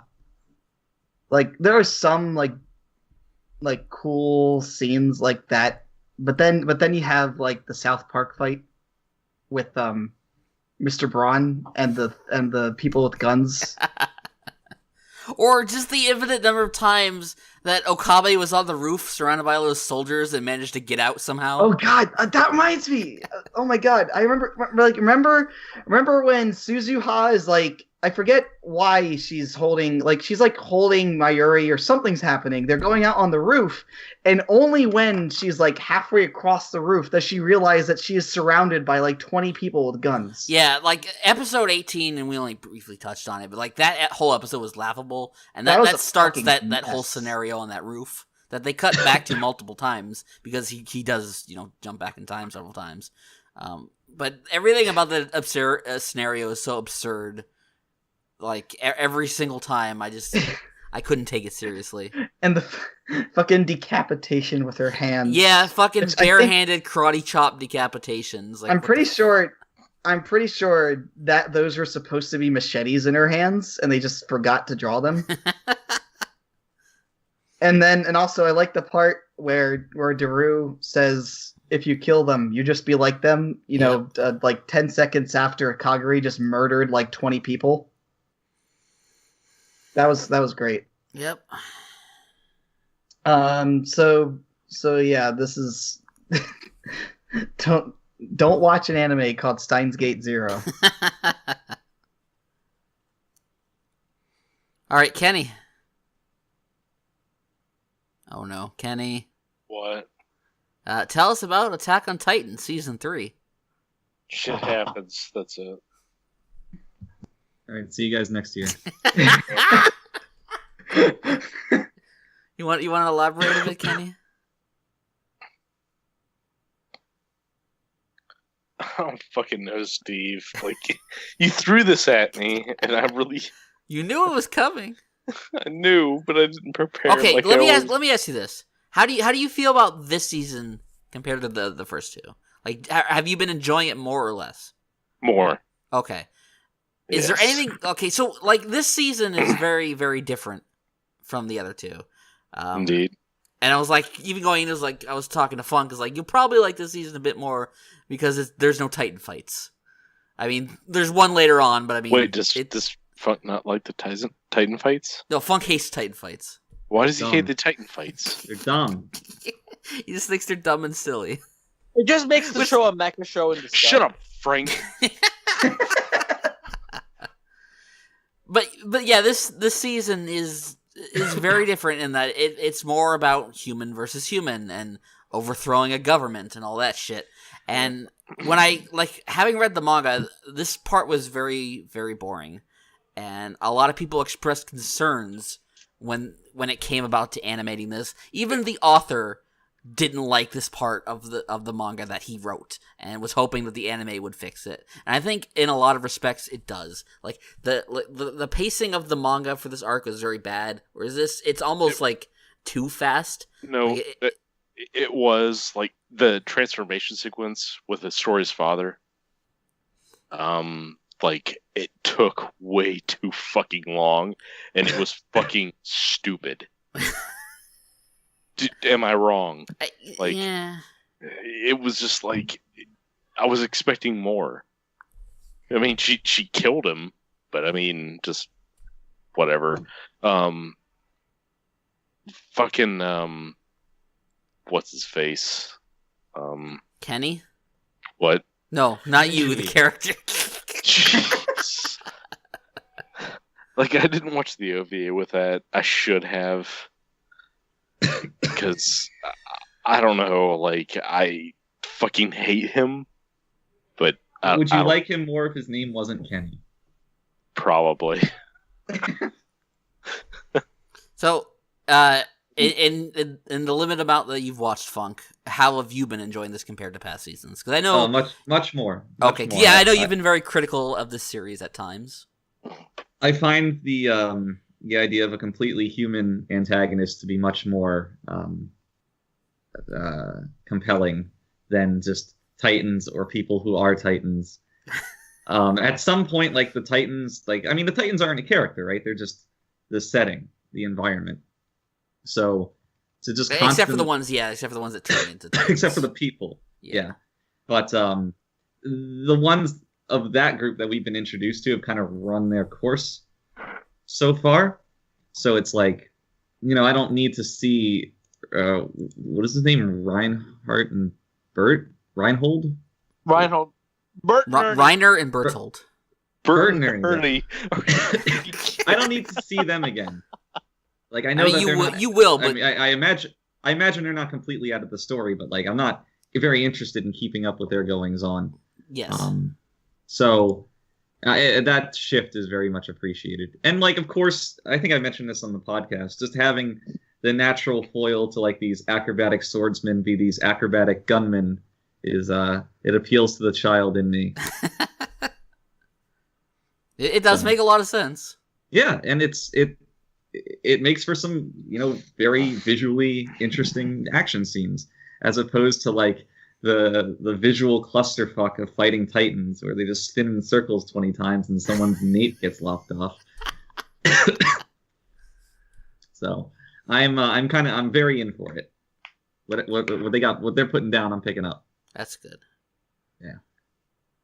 Yeah, unfortunately, it looks like it's going to be a split core. So, like, I should also say, like, there's still, I think, 2 episodes left. Like, this half of the show isn't even done yet.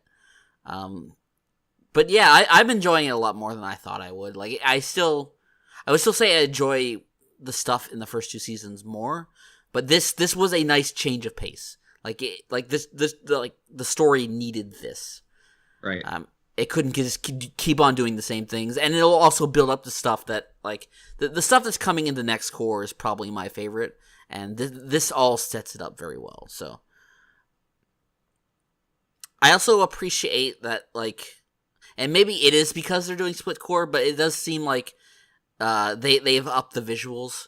Like, just that fucking scene in the first episode where they're just, like, fighting across the rooftops is probably the best animated scene of the entire show. And it doesn't necessarily keep that up for the whole season, but it does at least feel like they've got the mojo back in terms of putting the money into this.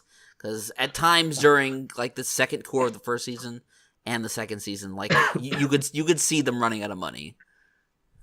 Which is strange when you consider just how massively popular the show is. Mm-hmm. Yeah, I think with the first season, I don't know. I'm sure they knew it was going to be a pretty big hit because I think the manga was pretty popular at the time. But I don't think they paced themselves well into how they constructed that first season. Like, they bit off a bit more than they can chew. So I guess breaking it down into smaller seasons makes sense. Like, we've seen this work for other anime too, so it was probably the right decision in the end. But yeah, it's very, very, very good season. I am happy that this show is still going, and I've always kind of enjoyed it. Like, even the stuff I know Funk likes to rag on, I find that stuff very, very fun. I like watching the Titans fight, and I like it when they punch each other. I promise you, even bigger Titan fights are coming. Ooh, lad. All right, Frank. Yeah. Did you have anything to add about Titans? I know you're watching it too. So I think that the shift into, like, the political structure of the show is a bold one. It's not one that I like all that keen on when the show was first starting, but, like, it kind of warmed, like, I warmed myself up to it a little bit as the show kept going on. I'm really interested in, like, Historia's growth as a character in particular, because I think that she has had, like, some very, very interesting development ever since, like, her first encounter with Ymir, and to see it come to a head like this is pretty cool. I was never, like, all that crazy about Attack on Titan, but it's serviceable. Like, I can't really say that I like this, like, any more or less than, like, what I've already seen from, seasons 1 and 2. Like, it's a shift, but, like, I think the quality has been, like, just about as consistent as it has been, which, says something about the show. Like, it's not personally, like, my cup of tea, but, like, for fans and people who are, like, into it, like, I think that it's gonna scratch despite, like, the tonal shift and, like, the way that it strays away from the Titan fights, which I'm sure are going to come back in, like, some capacity, since, like, they already have with that grotesque ass fucking melting Titan. Like, that was fucking gross. I should also mention, and Funk, you're not quite there yet, but this season, probably more than any other, is the one where, like, the author was like, okay, I should probably start telling people what's actually happening in this fucking series. Like, it has a lot more drops of lore and story, and actually telling the audience answers to questions that they've been asking since basically the show started, or the manga started in that case. which is very appreciated because like this is a show that kind of thrives on asking interesting questions and then eventually giving people the answers. But like it has been kind of a slow drip of that while also continuing to raise even more questions. So I very much appreciate that this block of the series is like, okay, here's what's going on with Eren's fathers. Here's some answers about what fucking Titans are and how they work. Stuff like that. It's great. And I, like I said, from reading the manga, I kind of know what's coming, but this block overall has been greatly elevated from what it was in the manga, because like I said, the pacing in this arc was really bad. The political stuff I did not find interesting in the manga because it was so drawn out, but they kind of get to the point very fast. Like by episode 5, like all that stuff is kind of resolved. So very, very, very, very happy with how this season's turned out. So Frank, I want to turn it over to you for review Starlight. I know. Okay. So what the hell is this? Yeah, Frank. What the hell is this? Because I think you were gonna like recommend this on the. Then he decided to recommend Happy Sugar Life. I did not recommend Happy Sugar Life in any capacity. I promise that. So, review Starlight was going to be my recommendation for the on the mid-season podcast, but due to circumstances, I wasn't allowed to make it. I was stuck at the Olive Garden. Funk called the Times Square Olive Garden to confirm my presence there. But I had some slight trepidation with recommending it to begin with because the way that the official subs had released it's a Sentai sub, and they just fuck everything up because like they stream it through High Dive. And what's up? ILI? High Dive is Sentai's streaming service. Oh, I thought you meant that sport with the hooks. No, I know what you're talking about, Funk. But High Dive is it's shit. It's basically Sentai's, and the way that they not only like translate the dialogue but also like place the song lyrics is really, really miserable. And from this, like 3 fan subgroups jumped on this train, and they all like have their own translations, all with their own strengths and weaknesses. So it's very difficult to recommend one specific one without like trying all of them, because like it's all a matter of like what you like to see in terms of like how it gets localized, or how it handles like putting the lyrics on the screen and this, that, the other. The subgroup that I ultimately went with, which was ACSS, they actually stopped doing it at episode 8, and they haven't put out an episode 2. So I've been stonewalled on that episode, which is extremely frustrating because what I've seen has been very, very interesting. So just to, throw out an introduction, because you guys seem to have absolutely no fucking idea what Revue Starlight is even fucking about. It's about a theater troupe, which consists of 8 girls who are all putting on a show called Starlight. They all attend a prestigious, like, what's the Japanese word for it? It's like Takarazuka. It's basically just like all girls theater, and it's very, very popular in Japan. And they all attend like this prestigious like theater academy, and they all have dreams of being what they call the top star. Like it's a fucking Battle Girls anime. Just get to the fucking point. God, Frank. They all want to put on this production called Starlight, but there are some undertones to it because the school actually has like an underbelly where 2 actresses are thrown into like a show duel. So it's a seedy underbelly. Yeah, it's very seedy. They like the 2 students, like they all sing and perform while dueling, a la like Revolutionary Girl Utena. they wear capes, and the whole idea is that like they have to perform with these capes on, and should the cape fall off, then they lose the duel. And they're all competing to become what's called the top star. So it's like- kind of like a battle royale kind of thing. Yeah. Is anybody only- trapped only- in anything? Only they're not. Only nobody actually like dies. Yeah, it's a very theatrical battle royale where Okay. they're all competing to get That was my worry. That it was like, oh, it's another one of these edgy battle royale shows where cute girls get hurt. In the slightest. It's actually given like a lot of theatricality and taste.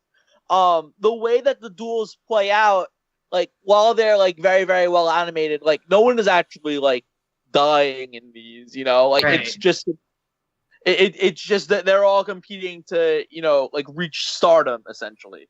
And the Gotcha. main girl, Karen, like she's basically questioning like why they have to fight like this, why they can't all shine with the same amount of brightness. But that is obviously going against like the the themes of the school of the production.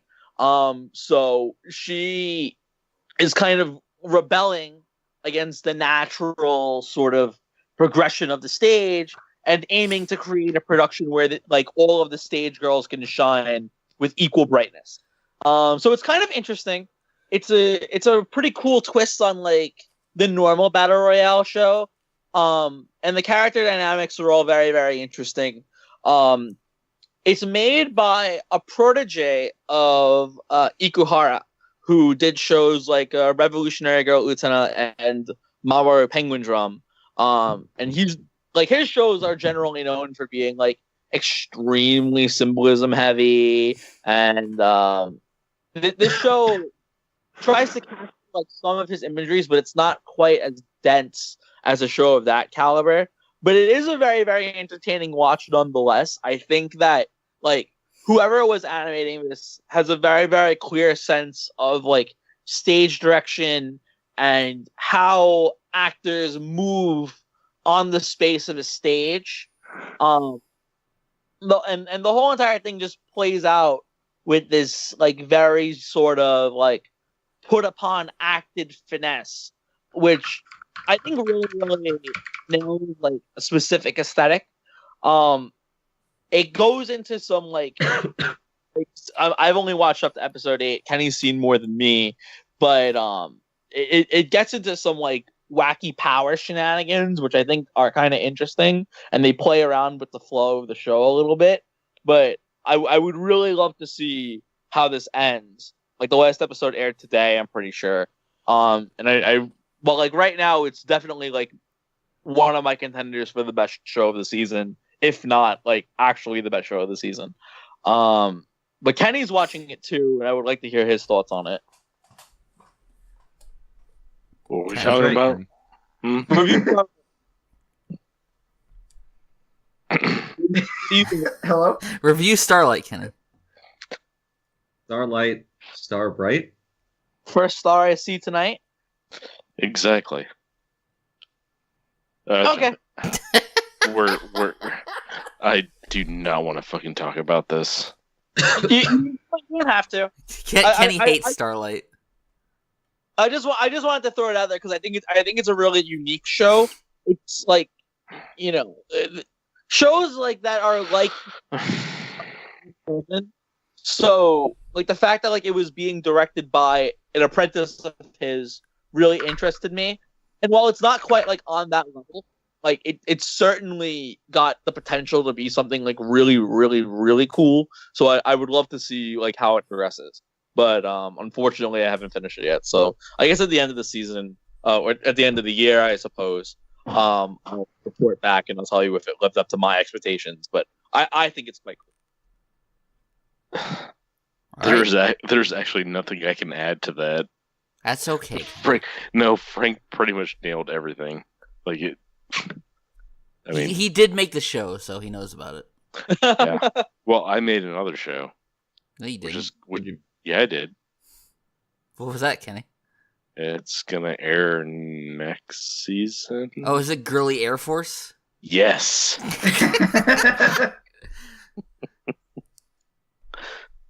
It's so easy to pick out shows Kenny made. Fuck off. Like, come on, please. I'm just saying, it's right up your alley. Yeah. All right, Funk. Yes. I know you've been dying to talk Jesus. about Happy Sugar Life, so I've just been dying. Can I leave? I don't know. Can you? Don't leave, Kenny. All right. Oh, fine. Go ahead, Funk. Fuck. Oh, okay. So, I'm sorry, I got completely distracted.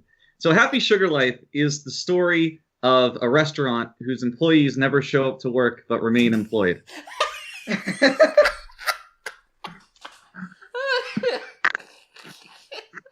So, He's not wrong. right off the bat, you know we're in a good spot. But I recommended this show on the mid-season podcast, mostly because of just how much of a, I don't know, like a pulpy romp it is. It's not high art. It's not even low art. It's middle schooler trash. And the most striking part of this show is that I don't think it has a protagonist to speak of at all.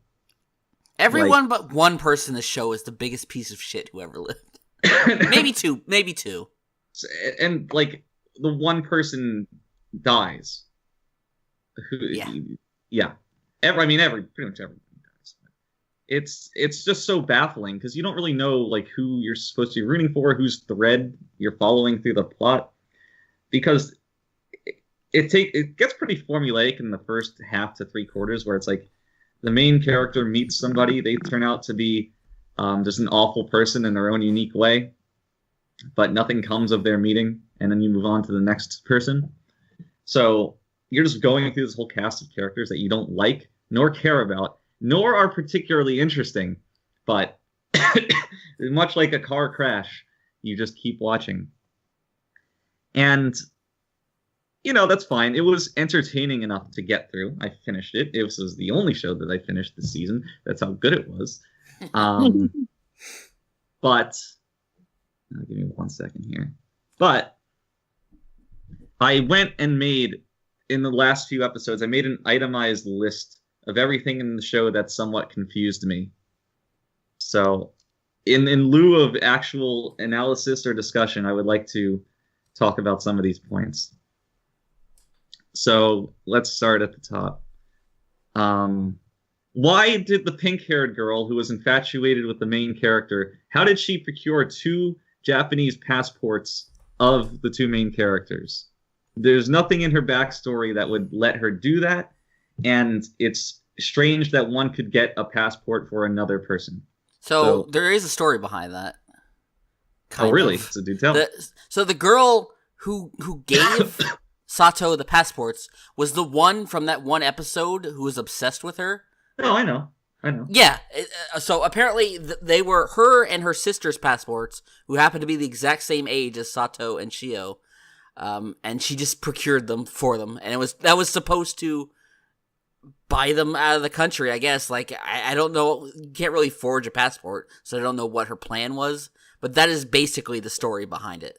Well, as far as what her plan was, we'll get to more of that in a second, but at least that has an explanation, so you get a pass. Next, for some reason, the author thought it was very clever to shoe in a bunch of strange jar metaphors into his show, and I don't really get these.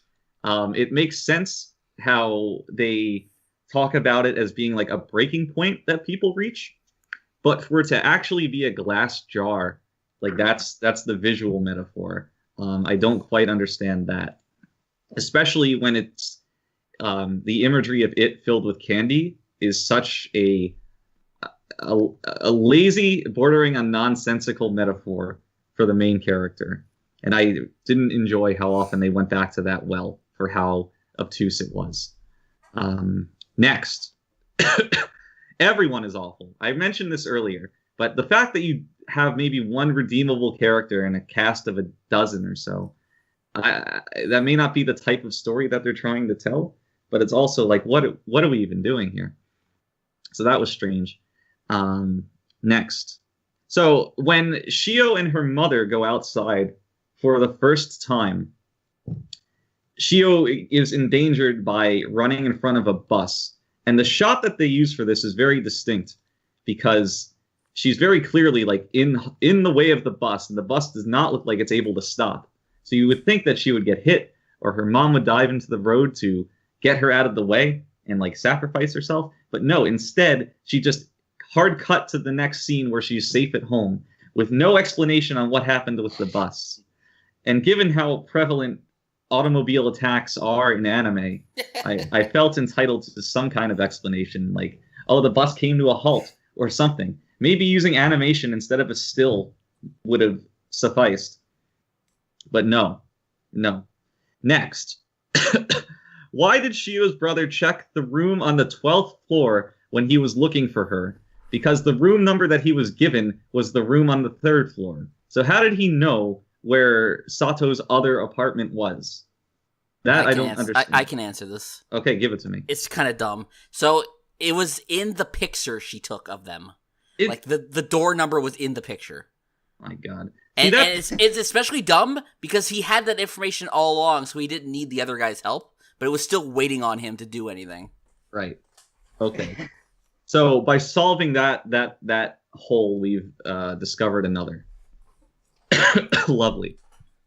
Okay.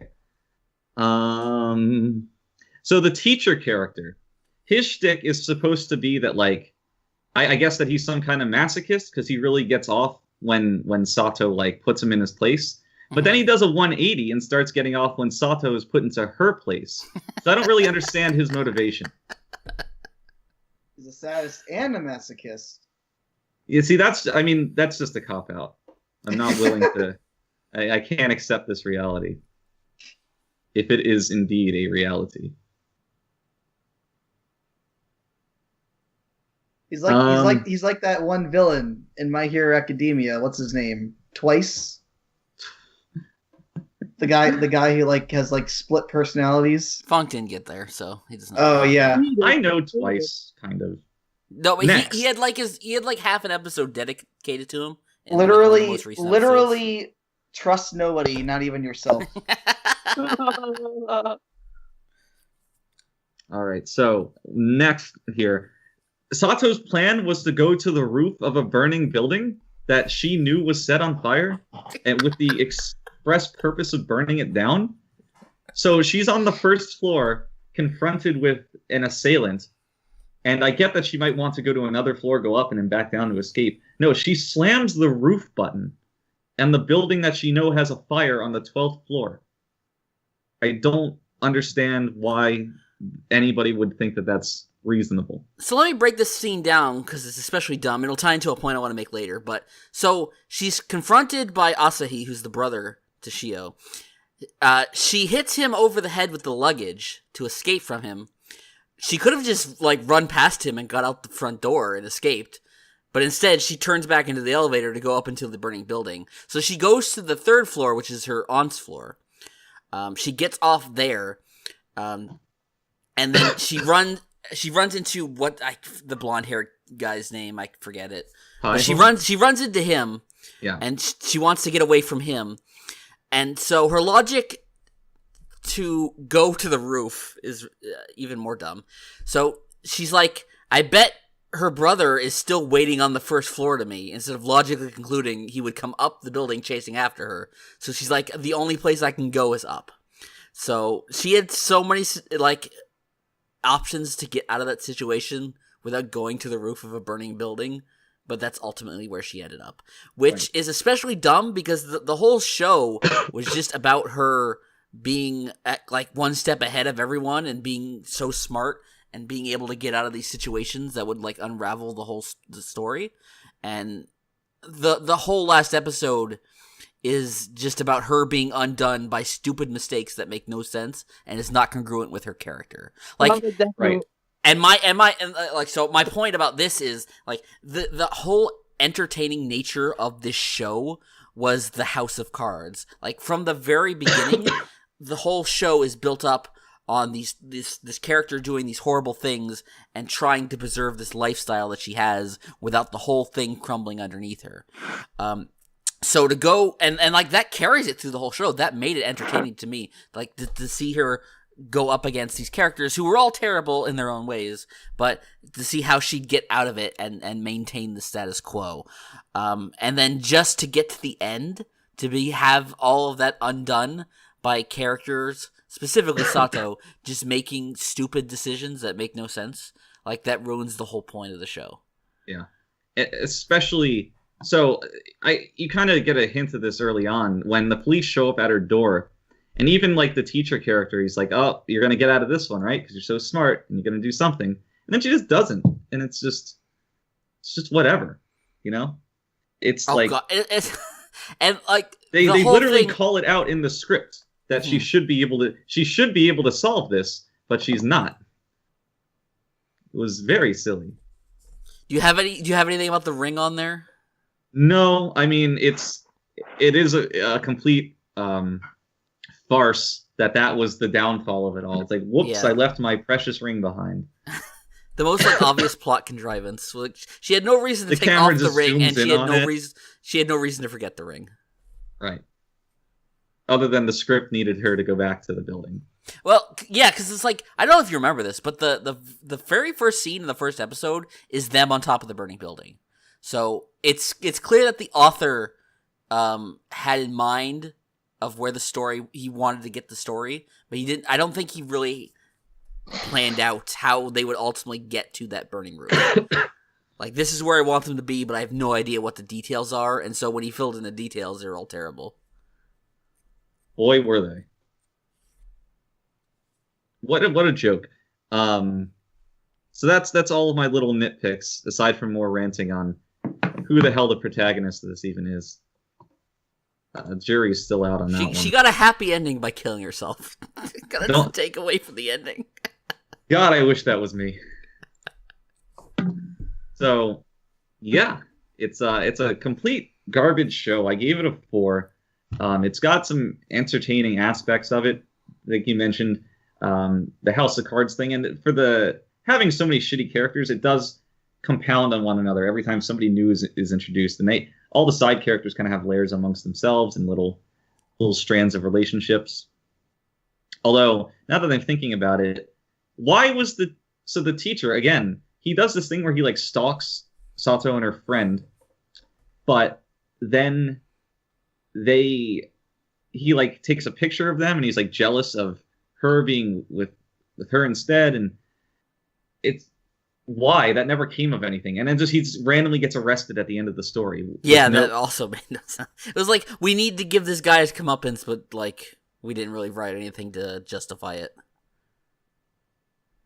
It's very strange. I did, in spite of it all, I really like the aunt character. Like she was so offbeat that it kind of worked, but that was like, she was also a terrible person, but I found her to be like the most compelling character in the show. But that was about it. Yeah, I mean the competition wasn't exactly stiff. Nope. But yeah, I mean, she was certainly different. You don't even really expect her to be alive at some point. But the worst thing about the aunt. Yeah. So that whole episode where it was just about the tension of when the police confront her, and then that's the reveal of the aunt. Like, I thought that whole episode was like very entertaining, just from the perspective of keeping that tension and the reveals of what was actually going on. Like that kind of stuff about this show was entertaining, but that was really kind of the only part. Yeah, but then that like falls back in on itself at the end of that encounter when she like mounts the policeman in the entranceway, and it just keeps going, and his partner's just standing there for like 5 minutes before she's like, "Hey, get off of him! we don't need this." It's just strange. It's very strange. But she was terrible in a different way amongst the rest of the cast. So there's at least that. Although the thing I hate most about her character is that it gives way to this just stupid. It's not a visual metaphor, but it's like it's some kind of theming where at the end, after getting her hand scratched up, Sato gets bandages, and then she starts looking more like her aunt because of it, and it's like, just fuck off with this. You're not smart enough to give me some visual subtext in this show. It is just ridiculous. The worst part is, you could do an interesting character study of shitty people, but this show is, not at all trying to do that, so it just comes off as very trashy. No, instead, it's just people getting their fingernails ripped off. Oh my god, I forgot about the father character. Oh god. I also kind of want to talk about this, because, that whole spiel that the brother had at the end about how, Shio's mother abandoned her to save her.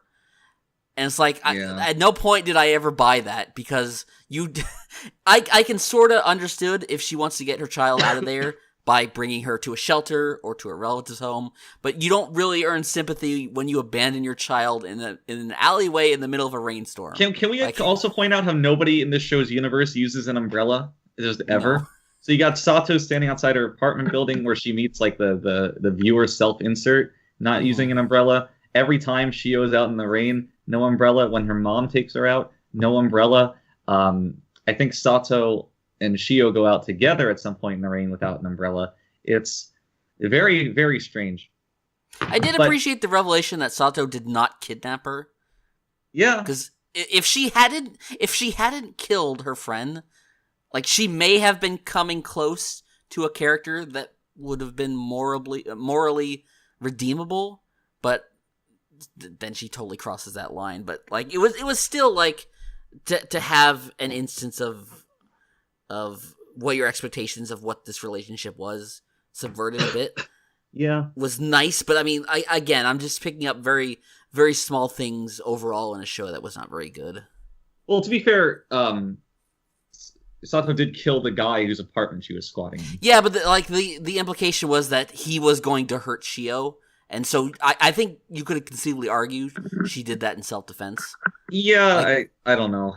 The whole disposing of the body thing, that's totally illegal, but right. There was an argument to be made prior to that, but I can understand she had done that. Nothing wrong. Yeah.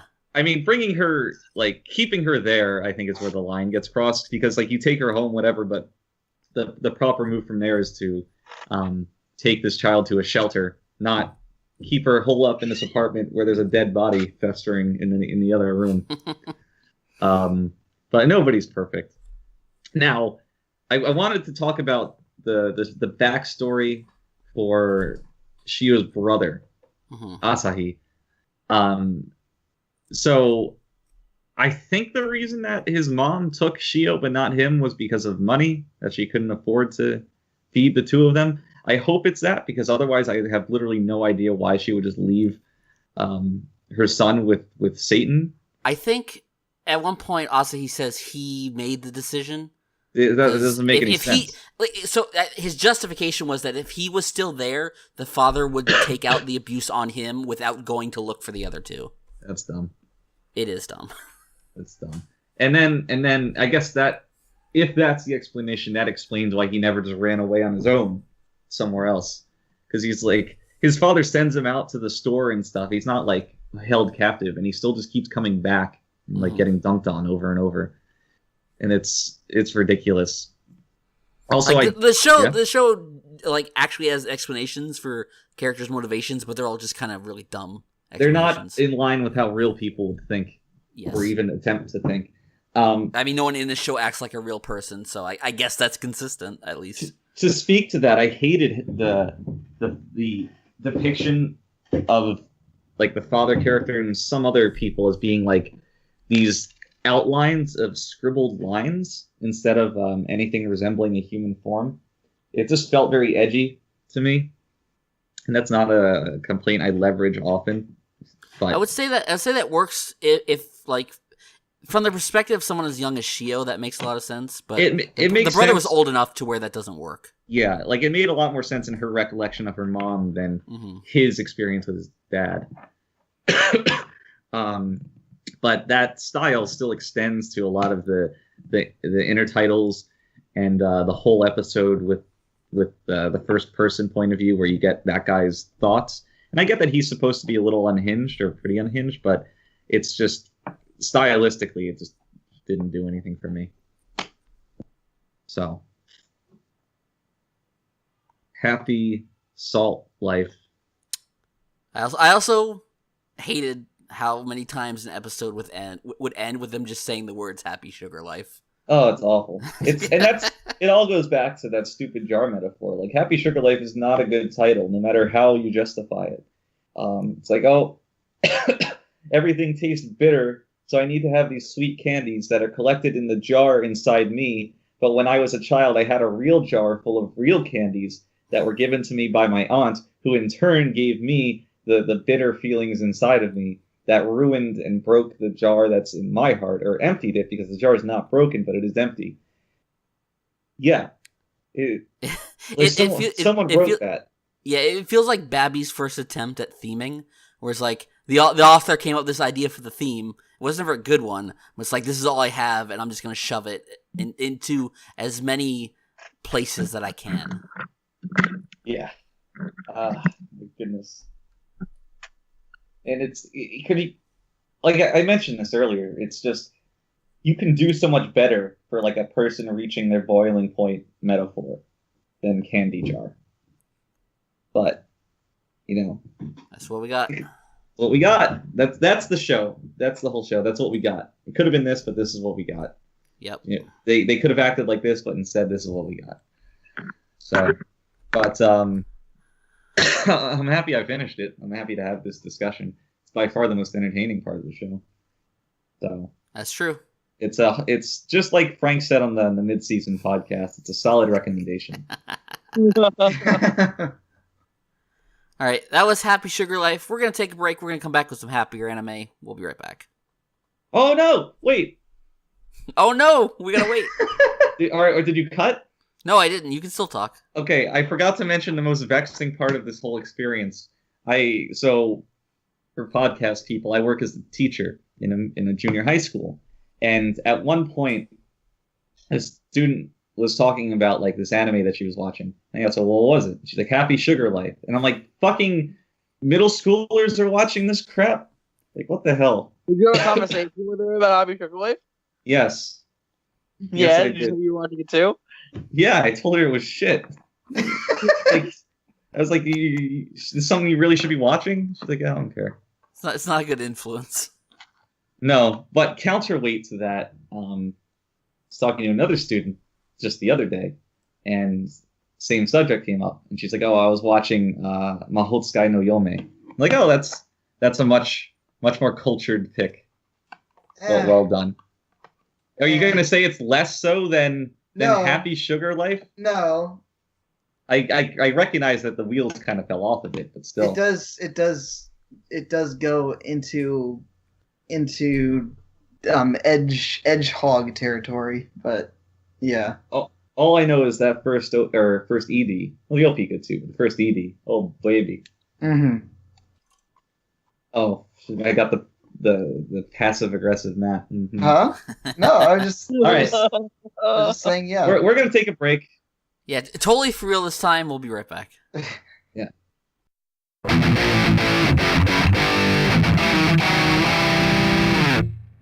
Welcome back once again to the Luckycast. All right, we got a couple of really good comedies to talk about from this season. The first is Chio's School Road. Chio-chan is a very... I didn't know you knew her that well. Kind of lost my train of thought already.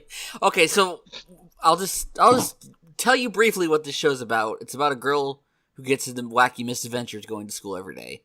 Like, every single skit in the show either starts off with this or ends up in that place. And for such a, like, kind of simple premise, you would think, like, all right, can they really do a lot with this? And surprisingly, the show does. Every skit is, like, I'm not going to say every skit's funny, but I mean, it is interesting to see the myriad of ways that it takes this small thing and just branches out with it. It does that thing in comedy that I really liked in Hinamatsuri, where you have these kind of wacky scenarios, but it doesn't just end at the one gag.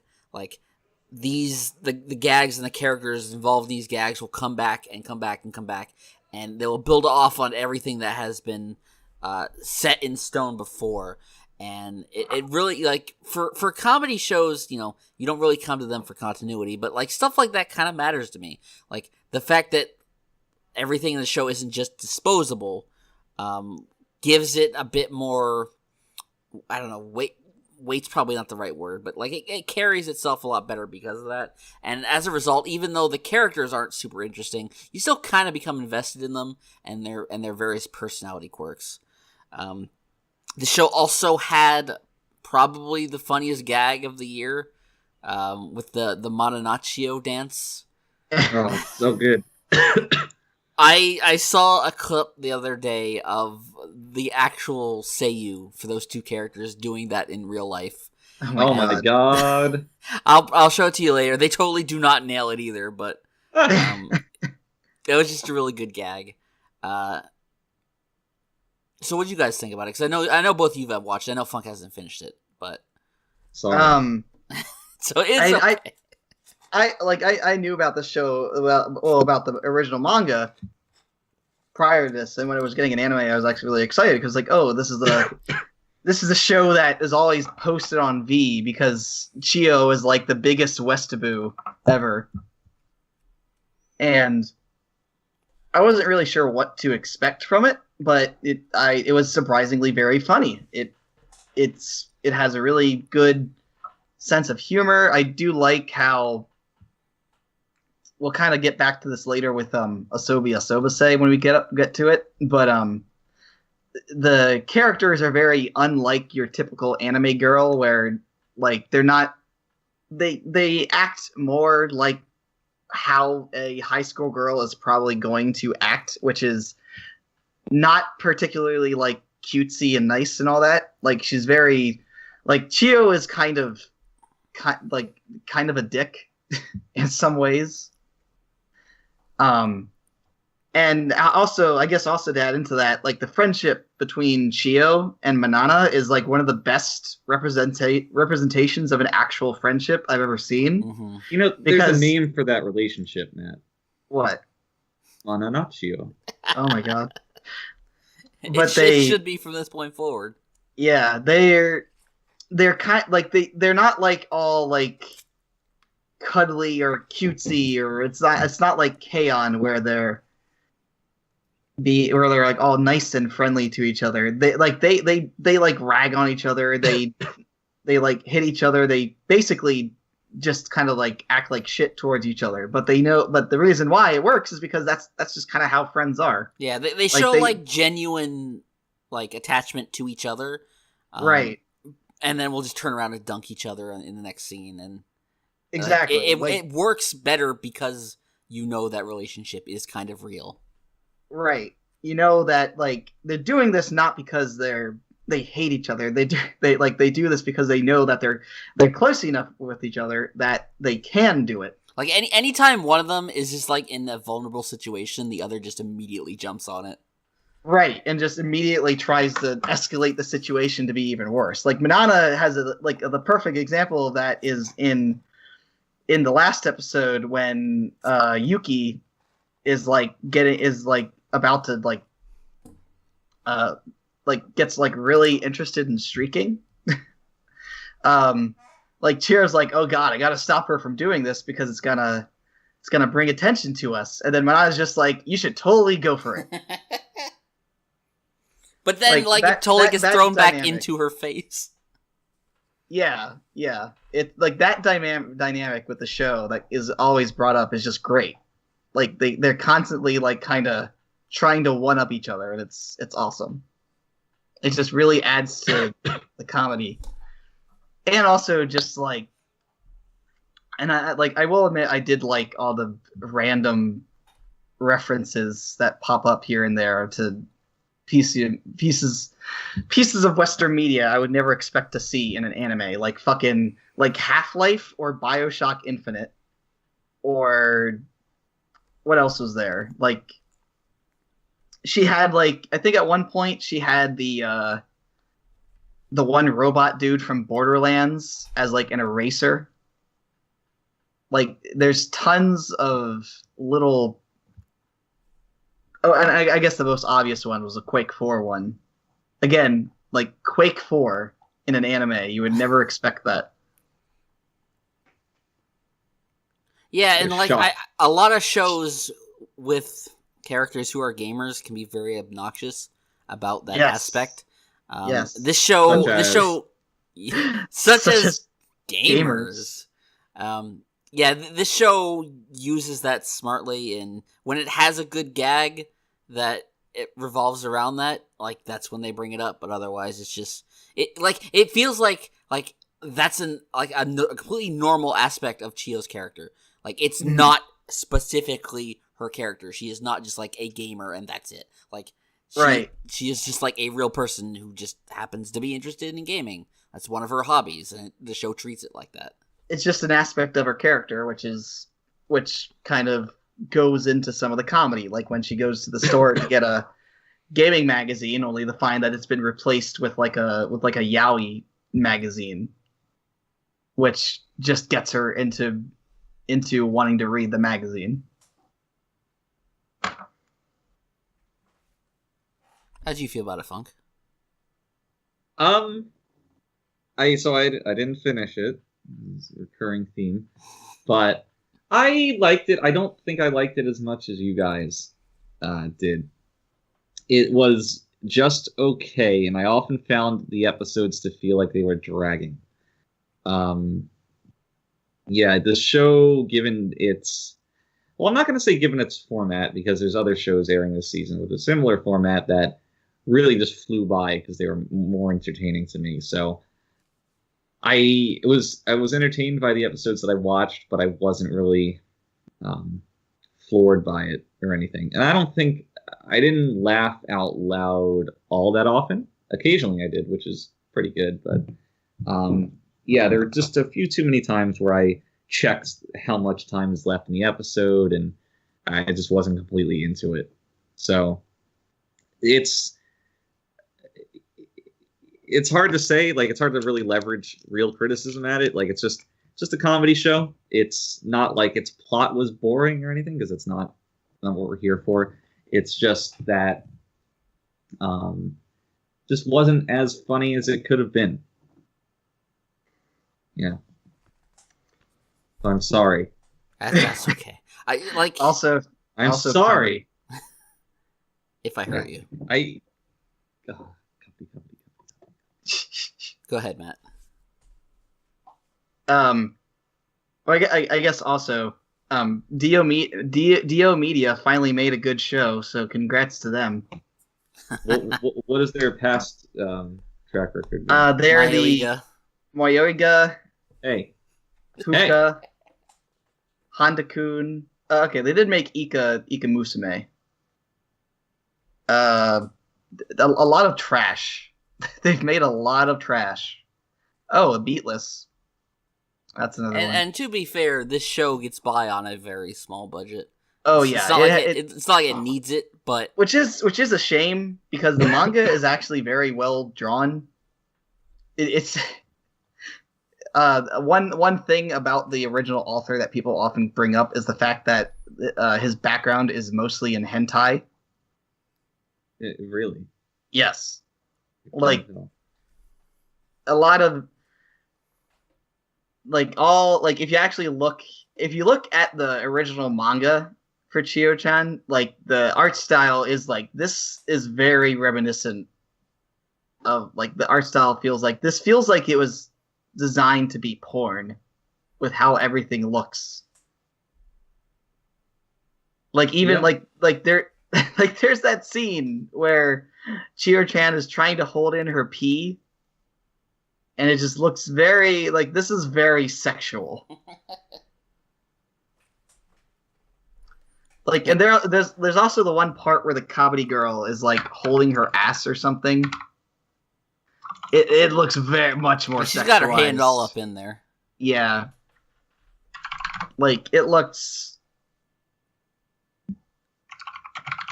it's like very sexualized in the manga, like way more sexualized. Also, speaking of which, I learned something from this show. I learned what comedy is, which apparently has been in other anime I think before. everybody learned what comedy is. Yeah, apparently it's been in other anime. I don't necessarily think they were shows I watched, but this was definitely my first exposure to it. Don't you love comedy now? It's a very silly sport. I don't think, to be honest, it could be. I have no idea what it's really like, whether or not this show had it on the money or not. I think it kind of did. I mean, it's played in much larger groups, but yeah. Oof. Oofa. Anyway. So yeah, the other comedy show from this season was the other comedy show. There was another one. If only, if there was any other show that should have had comedy in it, it was probably this one, which is Asobi Asobase. And Matt, why don't you tell us about it? Okay. Asobi Asobase is a show about 3 schoolgirls who act like complete shit to one another, basically. And it's great. It's like the background of it is one of I think I probably already talked about what the show is actually, but yeah, you recommended this on the last podcast. But yeah, it's a comedy about 3 girls who just kind of play games together in their shitty club, and it's just really, really funny the way that they things always go around. Like we mentioned before with building up on past jokes, the show never lets go of things. There's a bit of a continuity of things, and I think a good example in the latter half of the show is the trap character, or at least the implied trap character. It's never really explained. It's never really 100% confirmed if it's actually a guy, but very heavily implied. But the show just continues doing the silly humor so well. There's the one scene where what happens is at one point the trap actually kisses what's her name, Kasumi. He or she, who knows, actually kisses her, and I forget, was that after that they were trying to find out if he had a dick? Or yes. Is that before? That was the third appearance of him, I think. Okay. Well, because the second one was when he wanted them to get the book that had his secret in it. Yeah. Okay. Well, there's basically no. Okay, it was the dream that made her start thinking of dicks. Yes. She had a dream. It's a great show. Great conversation, by the way.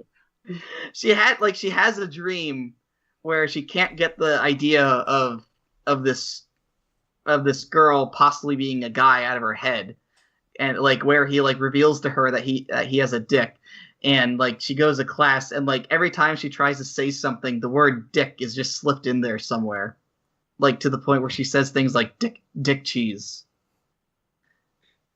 I think the best thing is that it all sounds so juvenile, but it's but it is. It is, but it's also juvenile, funny in a way great. that a lot of juvenile stuff isn't. Right. There's a lot of really the show has a lot of fun with its characters, and it's just very the comedy is just great. It's hard to really describe exactly what makes a comedy good without just saying, oh, it's funny. It's just really funny. I think just the gulf in expectations of just what you would think this show would be about and what it's actually about. Yeah. The shows don't go to this length, and no, they don't.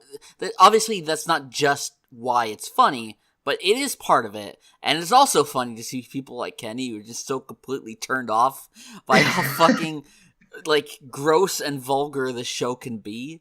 Oh, and yeah. Just clearly wanting them just to be cute girls, but they're anything but.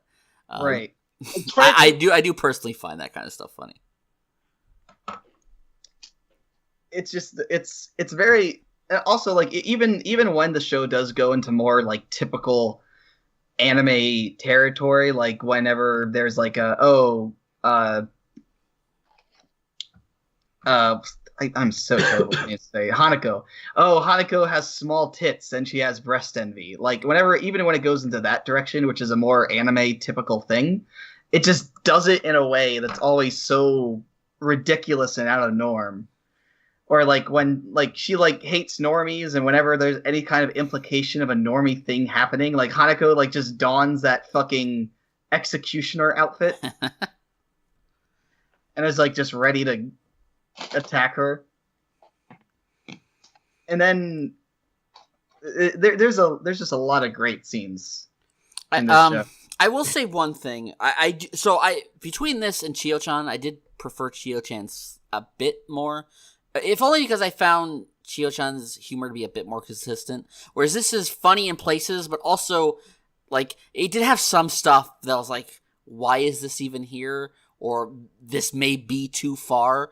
Specifically, anytime the show would have anything that I would just call unrealistic. Like how her butler guy, whatever, just had the laser ass that was implanted in him by aliens. It's like the show went to that gag multiple times, and I never found it funny. And it's just because, you know, the show is absurd, but like it's funnier when that absurdity is more grounded in reality than just being like random Family Guy-esque humor. I would agree with that. Like that, I did still kind of like that stuff just because of how like it did handle it sometimes pretty well.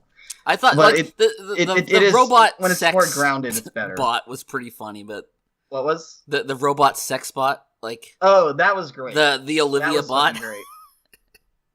And I also really liked. Oh, I think one of my favorites was actually the one with the occult girl. Where they're like using the voodoo doll to try to heal her. Mm-hmm. Like that gag at the end where the teacher just comes in and is like, "Oh, did you pin one on her ass?" And it's like, and it's revealed that the reason why she's out is because she has hemorrhoids, and it's like, oh, that's just perfect. I also liked how it was revealed that the occult girl is actually the most pure one in the show. She did have a very what's her face? You know the one. Tomoko. Yeah, she did have that kind of vibe going on. She did, but when she's with her friends, she's adorable. I also like, but yeah, the show it is a really weird show because it'll sometimes be like you said, like really grounded, and then it'll have shit like the fucking baby in episode 12. That it's like sometimes it's grounded, and sometimes it just is straight up Nichijou with like how absurd it can get, which I kind of liked about it. Like I do like absurd humor sometimes if it's done in a way that's not just like completely out of left, not just like LOL so random type humor. I just found it very consistently funny, and I thought it was hilarious. I'm having a hard time really remembering specific episodes. I just know that I laughed quite a bit at this show. What I want to know is why Frank fucking dropped this show. Because it's ugly. What the fuck? It's an ugly show. Not ugly. Art style is great. I don't like the washed out color palettes they use. I don't like the faces they make. I didn't think it was especially funny. It just wasn't my cup of tea. Comedy shows ain't for everybody, kid. And humor is a very subjective thing. And I just didn't find it funny. Get off my fucking dick. Jesus. Oof. Oof. Oof. Oof. Did you want to jump in here, Funk? I mean, I take Matt's side. I don't have too much to add. Just that it's worth calling attention to, again, because I know you guys already have, but just really highlighting the prison school tier art that they got going on. Just a really, really lovely... Large collection of reaction faces. Oh, yeah. You gotta have a terabyte full of that shit. It's too good. Can't beat it. But no, I don't really have too much like notable stuff to add. It's just a very, very solid comedy show. Much better than Chio-chan, I'm sorry to say. But yeah, so watch it. Be mystified by the OP and how it accurately sets your expectations for what's to follow. Good stuff. The biggest lie since Gakko Garashi's OP. Oh yeah.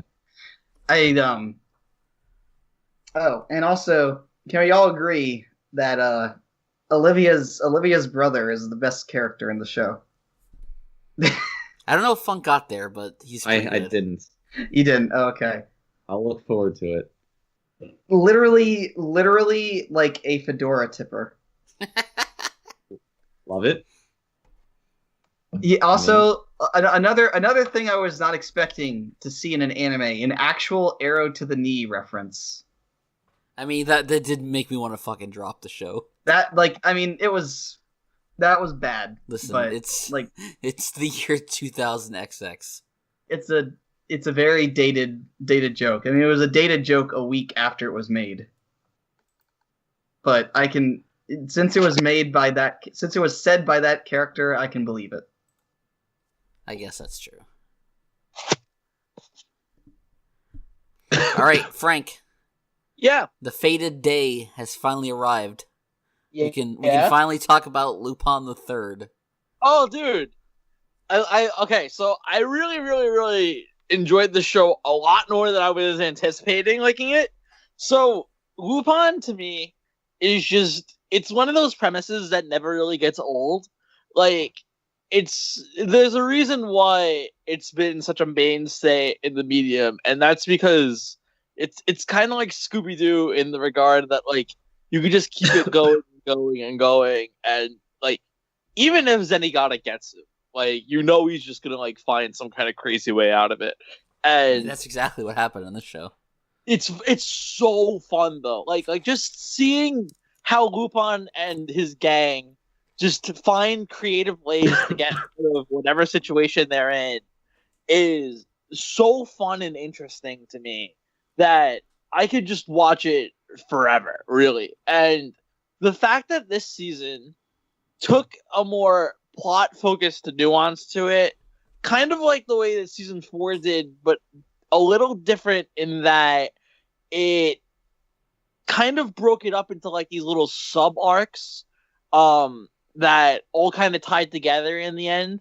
I don't want to compare it too much to like Ace Attorney or something like that, but it reminded me of that in the way that, like, you have all of these like seemingly wacky and unconnected like capers that all sort of pull together in the end to make a very cohesive and fun narrative that ties back together in the end. Like, it's just a lot of fun seeing the way that it all comes together and these characters all play with each other.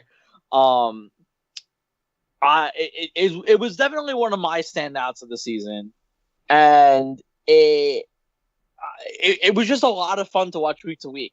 And the real treat came in the one-off episodes that played back to like the older franchise. Like, every now and again, the series would just jump into like these little one-offs where he would don. So for those who don't know, Lupin has different colored jackets depending upon what season he's in, and all of the seasons have like a relatively different tone. And in the new ones, he has a blue jacket, but like his original one is green. And then, he has a red jacket and a pink jacket.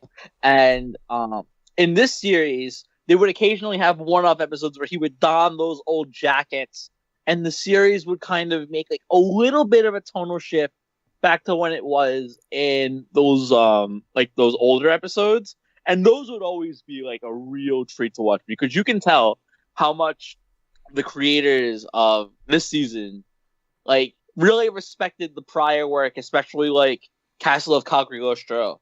And the way that they treated the difference between, like, the major overarching plot of Blue Jacket going on now with, like, Green Jacket, which was, like, the first season, and, like, Castle of Cagliostro and stuff like that. Like, the nuance changed significantly, but it was always, like, it always had that, like, Lupin flair that just suckers you in really well. It's just a lot of fun to watch. Very entertaining. So this is actually the first Lupin series I watched, the first real one. Like, the only other one I watched was the woman called Fujiko Mine. Yeah, and do not watch that as your first Lupin series, because I was so fucking confused. But this, like, the thing that kind of drew me into this one and made me want to watch it is, like, okay, this is kind of like an Osamatsu thing where you're taking this classic franchise and reimagining it into the modern world, and it doesn't reimagine the characters as much as Osamatsu does. They're very much the same Lupin characters, just in a modern setting. And right from the first, like, little arc with the Lupin game, it's clear that the writers completely understood modern technology in a way that almost no other show does. And it plays into that really well, while also kind of contrasting these very old school characters, both the ones that can adapt to modern times a bit more and the ones who can't. And the show makes a very, like, poignant message towards the end about how, even though the times change, like, these characters still persevere. Like, the things that make them interesting, or made them interesting, like, 50 years ago or whatever, still make them interesting today. Yeah, like Goemon in particular, like his whole character archetype is very obviously meant to be, like, stuck in the past. You know, like if you take one look at him, like, you can immediately tell that he's the kind of person who wouldn't necessarily be able to adapt to, like, a new technology. It has, like, the most amazing gag where Lupin gives him a smartphone, and he can't pick up a call from Lupin because he was meditating under a waterfall and his hands are wet, so he can't activate the touchscreen. Like, it's fucking amazing. But it's just those things, like, they totally get how modern technology works. Like, the whole plot of the show is built off of, like social media and how people react to that, and how a character like Lupin would exist in the age of social media. And it's just so well written and so smart about how it handles all that. And then, like, towards the end, it kind of ventures a bit into, like, sci-fi territory. But I mean, it still works. But I love how it tied back into the Lupin game at the end. Like, it was such a nice little callback to, like, you know, like it had, like, this little, like, variation on, like, that original premise that suckered you in, like, right from the get-go. And I think that the character Ami, I wasn't really expecting to like her as much as I did, which is I was really expecting to, like, go into it and have her be, like, the weak link, like, have her just be like, oh, you know, she's original the character and she's good with technology and, you know, like this, that, the other, and she's kind of a one-off. Because Lupin's in the previous season, they also introduced a character like that, Rebecca, and she was like Lupin's fiance, and she was just kind of, like, in for the thrill, basically. And she would pop up here and there. She was, like, a pretty, like, you know, I wouldn't say she was, like, a crucial character to the plot, but she was pretty, like, encapsulating of, like, the general, like, arc that series went through from start to finish. And I wasn't, like, too keen on her, but I think Ami is a better handled character than Rebecca is, and I was actually pretty satisfied with the way that she meshed with the rest of the cast. I felt like it didn't feel like she was just, like, shoehorned in there, you know? Like I liked her dynamic with everyone else, so I was pretty interested in that. But, you know, those characters, you know, Lupin and Fujiko and just how they address the relationship between Lupin and Fujiko. Like, even as someone who hasn't watched the old series, I can still appreciate, like, that take on it. And just the point they made about just, like, you know, they can't actually have these characters in a relationship.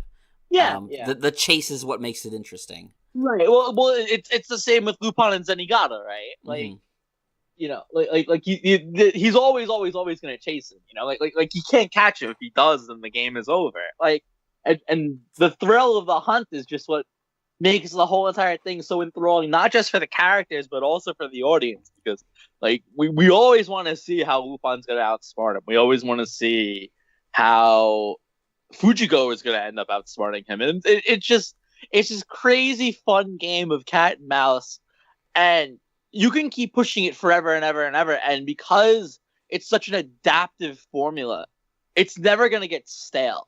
So I personally think it's perfect. I was immensely satisfied with it. It's just a lot of fun, honestly. Yeah, it's a really good show. Like I don't know if I could go back and watch the really old stuff because of like the one-off episodes that were just clearly from like the 70s and stuff. It's like that's like it is kind of like more Saturday morning cartoonish in a way, which is fine as one-off stuff. But it's like I don't know if I could watch like 150 episodes of that. Yeah. So the thing is, like, the original Lupin series, the Green Jacket one, it's only like 25 episodes. So that one, like, you know, like I would just put that on like whenever I was feeling like I needed something to watch. But then like the Red Jacket stuff is like 100 and something, and that like there's no way I'm gonna be able to like even like scrape the surface of that. Yeah. And then the Pink is like 50. But the movies are a lot of fun, honestly. Like even the new ones are pretty fun to a degree. I mean, like they take a more like serious tone to it, like kind of like what Fujiko did. Because like the series is Fujiko focused, and then there's a Goemon movie and there's a Jigen movie, and they all kind of take like the same like gritty approach to it. And like if it works for you, it works for you. Like for me, like you know, like sometimes it works and sometimes it doesn't.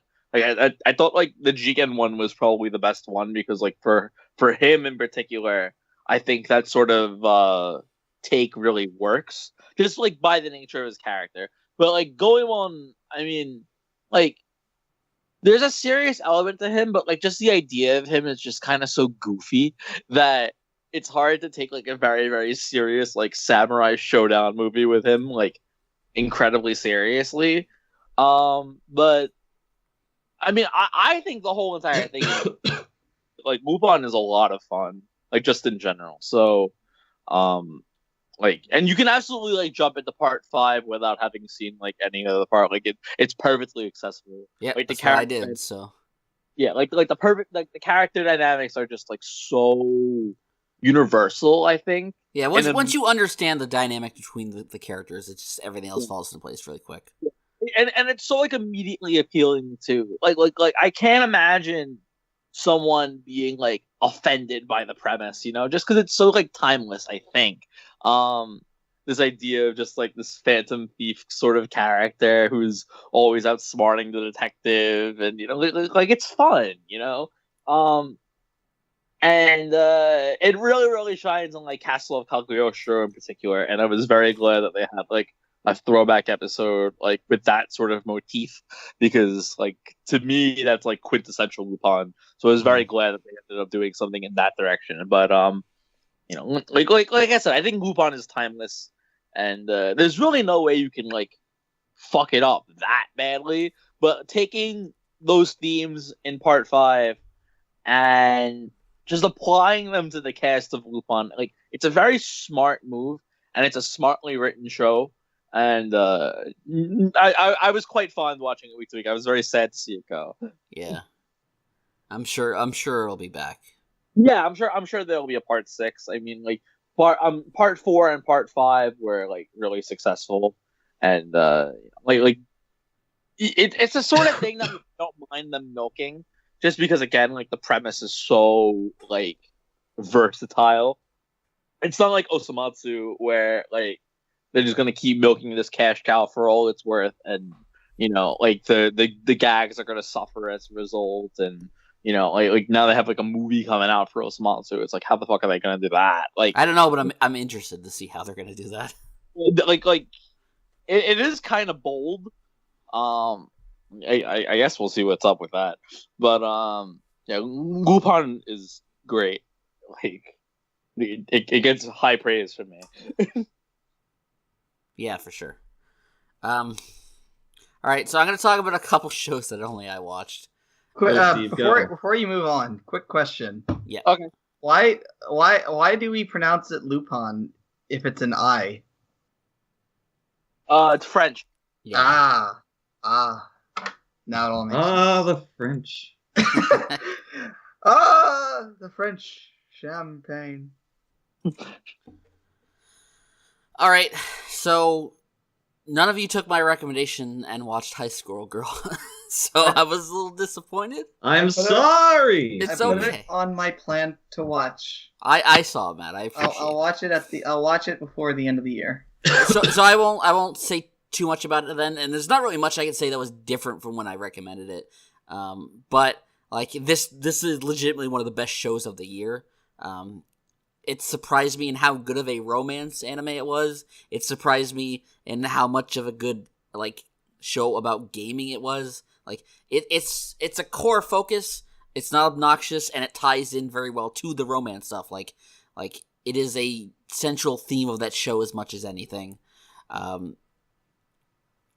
Yeah, it honestly, like, if you have any concerns about the CG, just throw it aside. Like, it's not great, but like it gets the job done. It's a funny show. It's a show that has characters. It is a show that it does stuff with its characters. Like, I know that like it sounds like kind of a trivial thing, but like a lot of comedy shows like this or romance shows like this do not go to the degree that this show does, and I very much appreciated that about it. I also watched a show called Caretaker of Miss Sunohara-sou, which was the God. You guys know what show I'm talking about, right? Matt does. Oh yeah, right? that's the straight Shoujo show. It sure is. But so I actually like this show more than I thought I would too, and the reason why is it's not like the show is exactly what you think it is, but also not at all what you think it is. It's not really as lewd as you would expect. It's actually kind of wholesome in some regards, while also playing up the straight Shoujo stuff. I don't know. It was kind of like just a comfy slice of life show, with some very top heavy ladies in it. That was some very, very good eye candy, but it's not a very deep show or a particularly complex show. It is what it is, and if you're into that sort of thing, then it's certainly the show for you. And I enjoyed it.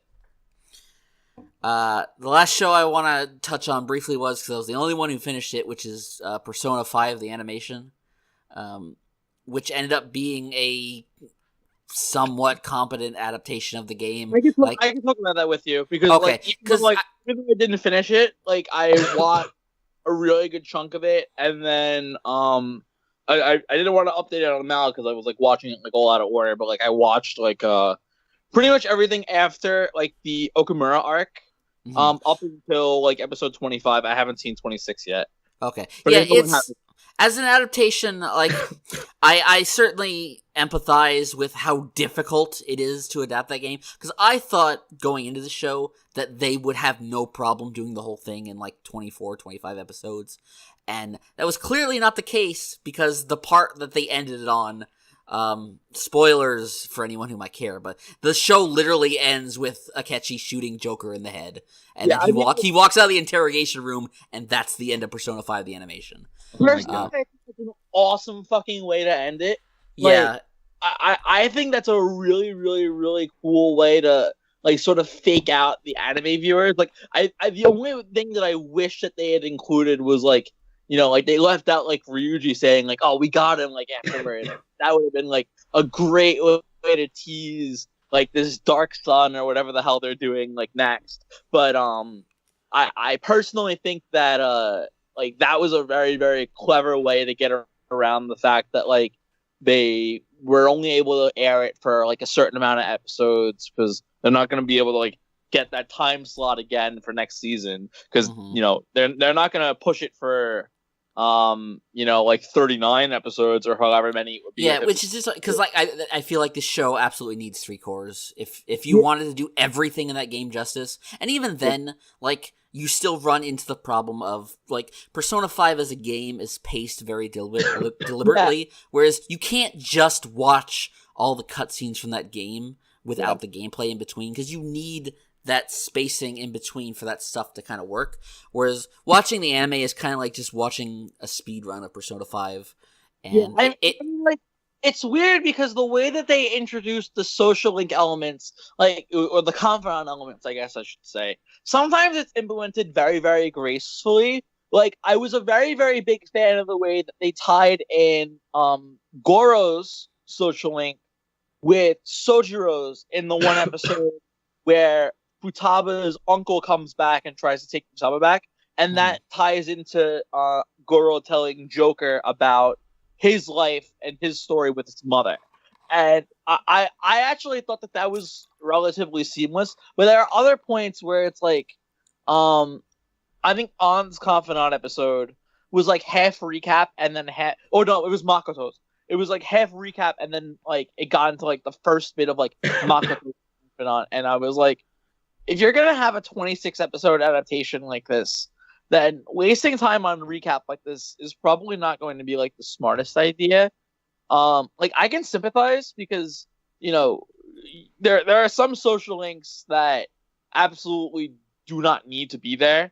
But you want to like introduce those characters anyway, just because, like you want to like get some fan service in, or you want to have them like further like the general plot in some way. But like part of the experience of the game is absolutely the connections that you make with everyone around you. So like if you miss out on getting like that integral connection with your confidants, then I think the overall pacing of your adaptation is going to suffer significantly as a result. And it's weird because like with the time that they gave Palaces, which turned out to really be like not all that much as we neared like the climax, it was like Okamura, like they handled that in literally 2 episodes. I actually want to touch on that because I think that's like everything else is done well enough, but I feel like they really dropped the ball on that one, especially because like, man, if you just watch the anime, you would think that like Haru is kind of heartless and cold because like her father dies and the show doesn't really give any room for her to grieve or react to that. It just kind of moves on with the rest of the plot. It's really sad because like in the game they have this whole entire aspect where Haru is very like, distrusting of the Phantom Thieves after her father dies because she suspects that like the whole entire thing was like kind of orchestrated against her. And like Haru's character arc in the game is actually like very cleverly written, but they really don't give her a lot of time to breathe. And in the game, it's tough enough to get her confidant because A, you get it so late, and B, you need to like max out your proficiency to get it. And so like a lot of people, like especially like on their first time, unless they like know to like get their proficiency up all the way, like actually try to get her, like they're not gonna get the full thing. But to me, it's really, really sad how many people shaft Haru because I think she's excellent. Yeah, she's also. Yeah, Frank, I see you retweet pictures of her all the time. Haru was great. Also, what was hilarious is that the anime introduces her fiance in one scene, and then he is never brought up again. Yeah. Well, like that whole subplot is just dropped. Oh, the anime. I'm sorry. Yeah. He's a Mementos thing, and like the anime doesn't really spend a lot of time doing like the Mementos portion of the confidants, which I think is like a weird choice. Like personally, I would have liked to see a little more of that, but like I can understand why you would exclude that stuff. I mean, it would be rough because like pasting the anime around that would probably be difficult unless you had like maybe like 30 something episodes. But I wish that they had more time to really flesh it out. I personally just think that like making it into an anime adaptation, if you're gonna cram it, like your whole entire thing is gonna suffer as a result. That's part of the reason why video game adaptations like rarely, if ever, work. Like Ace Attorney in particular had like a huge problem with that, and that show's coming back next season. So we'll see how the fuck that goes. Spoilers, it won't go very well, I'm sure. But I guess we'll see. I'm very curious to see how they handle this Dark Sun thing, because they had been hinting for a very, very long time that there's going to be a significant divergence point from the game, and spoilers for people who are play the game. Like, a lot of people are thinking that what they're going to end up doing is they're going to retroactively make it so that Akechi lives, because his death is never shown on screen, and he's extremely popular in Japan, and I think it really leaves the door open for him to reappear, even though it's pretty clear that he's dead in the game. But since he's so popular in Japan, and since they recently trademarked Persona 5 AG for Akechigoro, obviously. I'm sure that we'll do something regarding him that's pretty significant in some regard. Whether or not it'll actually be bringing him back remains to be seen. But that's where my money is, since he's so popular. And the anime gives a lot of screen time to him, which isn't inherently a bad thing. I actually think it's necessary, because you don't necessarily realize it, but when you watch the anime, it's his stuff doesn't come until much later. Yeah.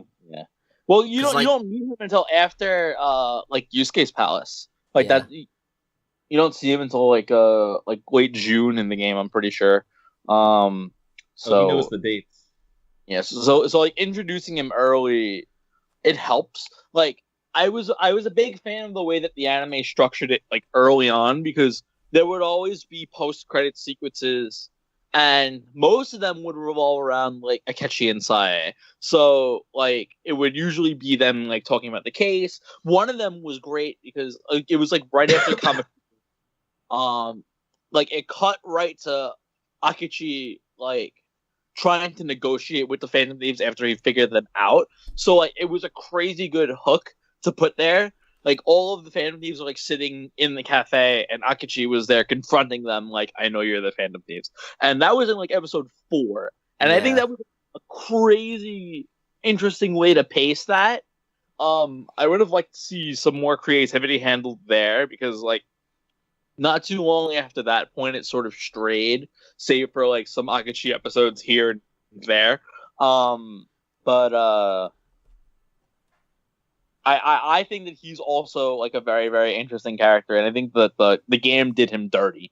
So I was looking to see a little bit more from him, and save for a lot of fan service scenes, it really didn't do that much more for me. But Dark Sun will be the critical point that shows whether we'll have some sort of significant extra canonical development. But I guess we'll see.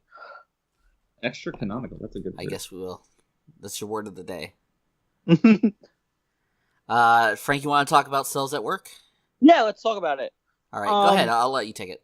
Okay. So I was actually pretty interested in it from the get-go, because this was the designated David Pro anime, and I was oh, why are they doing JoJo yet? But this was before JoJo got announced, and I was a little bit salty about it. But when I watched it for the first time, I was actually pretty taken aback by how good the production values were for what was clearly meant to be an edutainment show.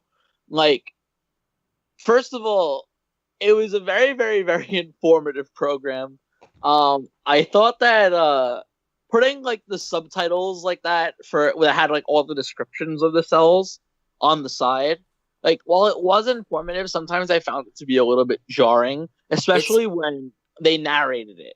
I don't know if you saw what it looks like in Japanese, but it's confined to a box, and it's a much smaller portion of the screen than just the way I guess Crunchyroll or whatever subbed it, where it just takes up half the fucking screen. Yeah, that that to me is the most jarring part, especially when they have a narrator that's just reading it, so that way they're appearing both in this massive block of text on the screen and also on the bottom, because they're just reading it off to you, and it's okay.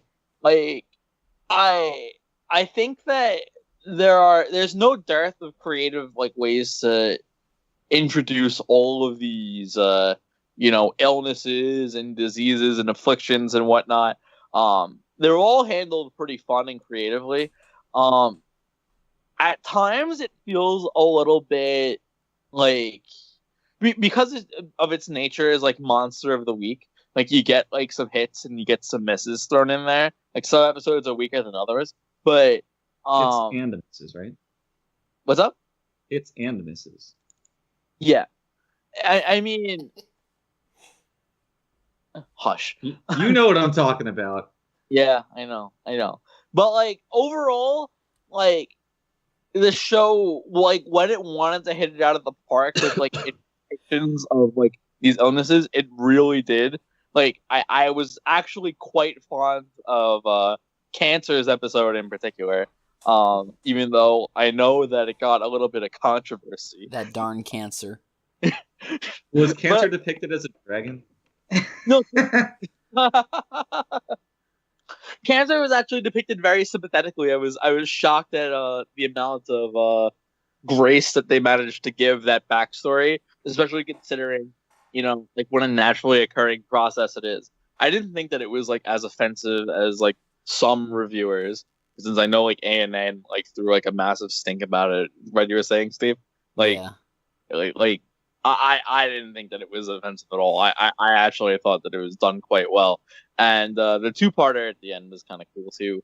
I found those episodes typically to be a lot stronger than like your typical one-offs. The part where the show swerved back and kept me hooked after I was thinking about dropping it is like after episode 5 where they got away from that, where they started doing some different kind of episodes where like you would get the backstory of some of these cells, or like there was an episode that was just entirely devoted to red blood cell circulating the body, like what her process was like. Stuff like that was interesting. Yeah. And it showed that like the show had more dimensions than it was originally letting on. So it never became great to me, but it at least became salvageable because of that. Yeah, it suffered a lot from like having too many episodes that were just so formulaic. And while it was informative, like I actually, came out of it knowing more about like human biology than like I really need to know at any point in my life. But I just don't think that like that alone is enough to like carry a show completely, because you need some more like interpersonal dynamic between, especially like red blood cell and white blood cells instead of our leads. But it's tough because like it's very specifically their cells, they have a job to do. They can't actually do anything outside of this job. So they're kind of defined by that. Yeah, they're boxed into a premise really, which like is both good and bad. But like, I mean, it's hilarious to see people shipping red blood cell and white blood cell, because that's not how that works. That's not how that could ever work. But yeah. I mean, it's really fun when it works, but it also makes the weaknesses of the show quite apparent. So like, you're really kind of stuck with this pickle. But overall, I didn't dislike it at all. I thought it was definitely a fine show. But it never quite reached like greatness levels, like it's no Osmosis Jones. Yeah. It needed Bill Murray, like if Bill Murray was there, then maybe it would have gotten a little bit more points from me. But as it is, it's fine.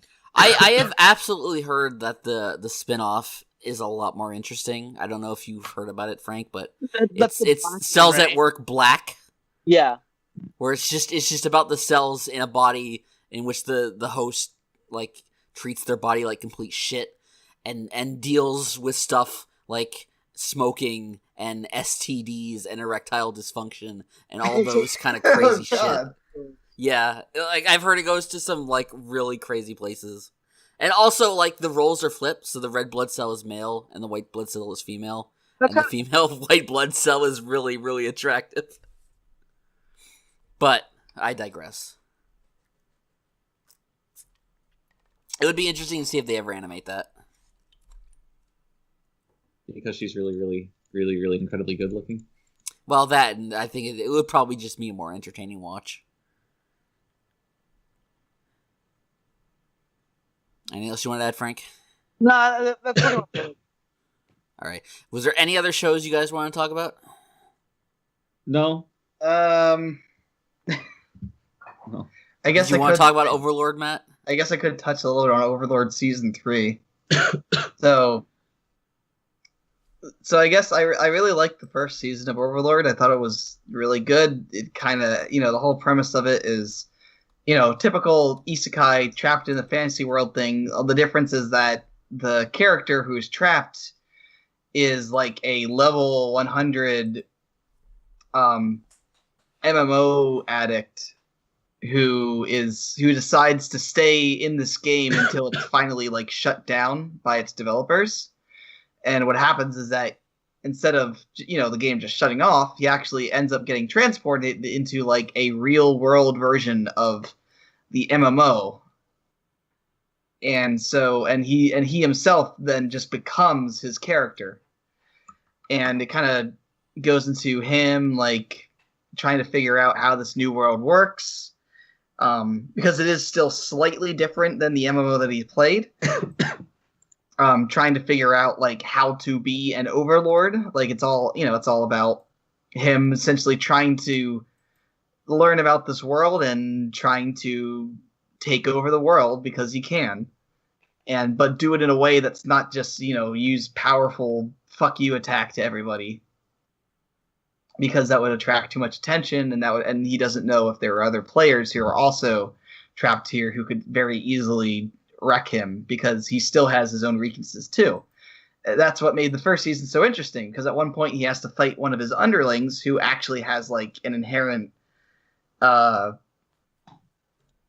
like superiority in terms of like, I guess, like elemental like over like power against him. He's got type advantage. Yeah, like they got a type advantage to him basically, and he has to figure out a way. He has to use like a very specific set of spells and like pay to win spells and stuff that he accumulated over playing the game in order to beat her.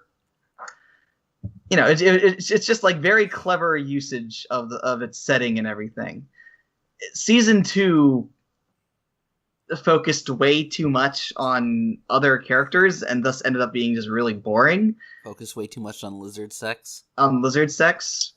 And season 3 kind of got more into, we got a little bit more of Eins Gaun, but it's very clear that Madhouse just did not give a single fuck about like the quality of the show.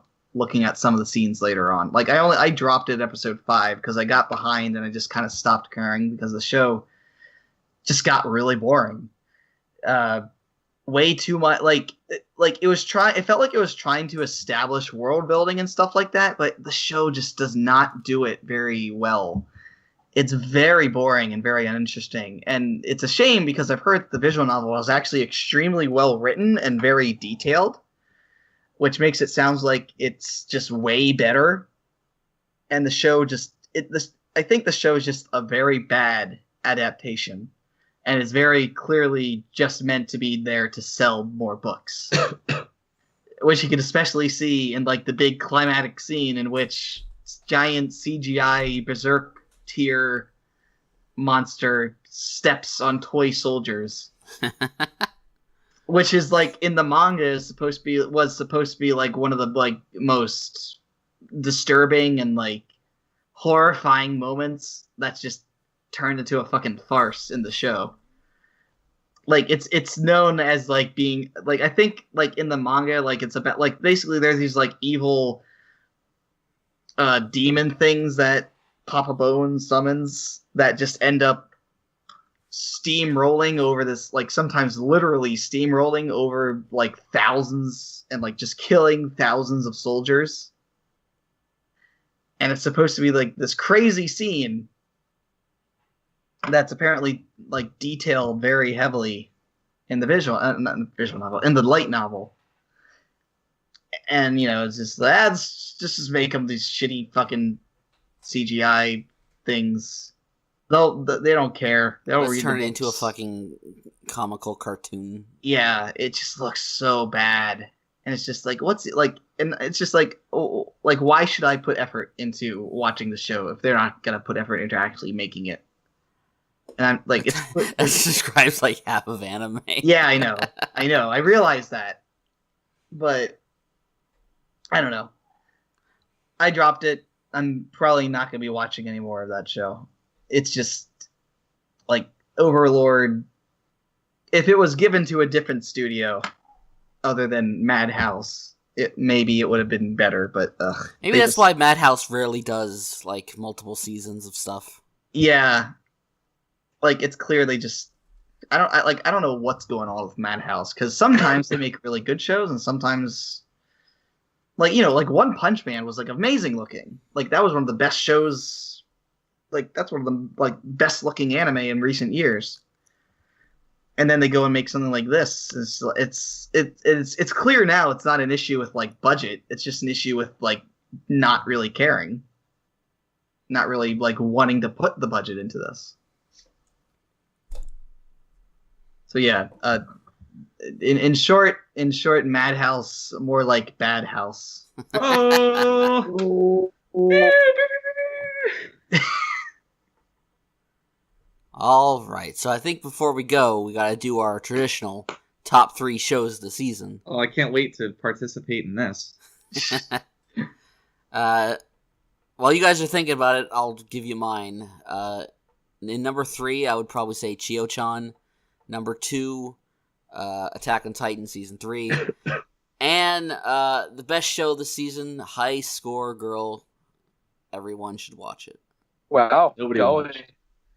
There you go. High praise Alright, indeed. so I'll go next. As we all know, you can only truly appraise a show's quality once you've seen every minute of it, every frame. So therefore, via process of elimination, the number 3 best show of this season is Happy Sugar Life. The number 2 best show of this season is Happy Sugar Life. And the number 1 best show of this season, summer 2018, is Happy Sugar Life. Wow. He does it. Splat Tim. So, I guess this is kind of odd for me too, because I actually only now that I think about it, I've only actually finished 2 shows from this season. Well, I guess other than Fully Coolly Progressive, but and I guess there's also Banana Fish, but that's not over yet, and I'm not really too sure how I feel about that show. So I'm just gonna cheat and throw My Hero Academia in here, even though it's technically a spring show. And just go with that and just say number 3. Number 3 is probably My Hero Academia Season 3, 2 Chio-chan, 3 Asobi Asobase. Matt's killing it with the names tonight. Good God. I want to get this man a medal. It all comes down to you, Frank. So, it's wild because my 2 favorite shows from this season are holdovers from last season. So unfortunately, I'm gonna have to exclude my real favorite shows, which are Hero Academia and Lupin, because they both started in the spring. So my number 3 would probably be Attack on Titan. My number 2 would be jeez, this is whack. I really didn't watch that many That's shows. right, Frank. This is whack. You know what? My number 3 is Cells at Work. My number 2 is Attack on Titan, and my number 1 is Revue Starlight. Summer season, more like bummer season. Oh my god. What do you Hey, mean by that? Get excited for the fall season, everyone. Yeah, Oh boy. What's coming up there? Can't wait. Can't wait for the anime adaptation of Doom. I know what he means by that. He knows what he means by that. Oh, you know what? I just remembered something. This is kind of random, but it is related to anime, and it does kind of have to do with a couple shows. I dropped Angels of Death, and part of the reason was because of a character who propped up, who was like some yandere thing. And can I just say that yandere is the worst fucking character type ever? Look here, you. A, that's not true. B, that character was not a yandere. And C, I don't even want to talk about it. I don't think he even got to that point. Well, maybe. There is like a Nazi-ish. Maybe he did. You're talking about the Nazi woman, right? Yeah. Well, it's just the whole crazy woman thing. Like, this keeps popping up in anime, and I hate it. Like, it's in Happy Sugar Life. It's like what is that? Never forget Mirai Nikki. Mirai Nikki. It's in like some of the girls in fucking My Hero Academia go all yandere at times. Yeah, well, one of them's a villain, to be fair. I know that. Like, I'm not talking about her. I'm talking about like the Well, I guess now that I think about it, that was still her. That was her. That was still her. I actually was like, when it was revealed it was her, I was like genuinely concerned and looked up that character to see if she was actually still alive in the show. And I was like, oh, okay, good. She's not dead. Because I would not be surprised if she just straight up killed that girl. Yeah, I wouldn't be either, but but no, she's fine. Goodness. Oh, I thought that it was her when Ochiko's face was melting. I was like, oh shit, because like she got Ochiko's blood, and I was like, oh no, but like then it was her, and I was like, oh okay, phew. But then it turned out it really was her, and I was like, oh, like the whole range of emotion here. Yeah, it was a lot. I mean, like, Hero Academia is good, guys. Like, geez. I regularly argue with students about who best girl is in that show. What do they usually? Who do they come up with? Well, a lot of them like Pachinko, which is a respectable choice. Some of them like the Creation Girl, which is not a respectable choice. What? Momo's great. Yeah. And nobody likes the frog. But the real best girl is the one that Matt's shitting on, the yandere villain. The real best girl is Invisible Girl. She's the cutest. Yeah, I agree, and she better not be the traitor, or I'll be very sad. As much as like an obvious one it is, I really can't help but love Ochako. Yeah, Ochiko's the best. She's really great. I think Ochiko is my favorite, then Invisible Girl, and then Pinky. Pinky? Pinky's good. No! Alien Queen. I do like... I don't know what her power is, but I do like that blue hero girl that was just introduced too. Yeah, I don't know what her power is yet either. Because I don't know if it's the last episode of the season. I didn't watch it yet, but if it isn't, then I guess we have to wait until fucking April to find out. I can't wait to see how Mirio uses his power of no clip to fight evil again. Is he gonna T-pose? Oh god. Wait, have they had a character T-pose? I'm sure there has been at some point, and we just haven't realized it. Ida probably T-poses. Yeah, I could see that. Have they had a character dab yet? Oh my god, no. I mean, there will never be as good of a dab as the girls last tour one. That was a dab for the ages. We're now a dab podcast. I'm just waiting for an anime character to start doing the floss. Oh no. Oh no. Oh no. Anyway, all right. Wrap. Big podcast tonight, folks. Was it a Hope you big one? enjoyed it. Seems like an average one. Yeah, it was pretty average, actually. Yeah. Well, maybe next time Kenny- I'll watch something. Kenny bailed on us as usual, so it's a typical podcast. Well, Frank made it, so it was a little better. That's true. Thank you guys for having me. I really appreciate it. Maybe one day you two could be a regular member on this podcast. Maybe.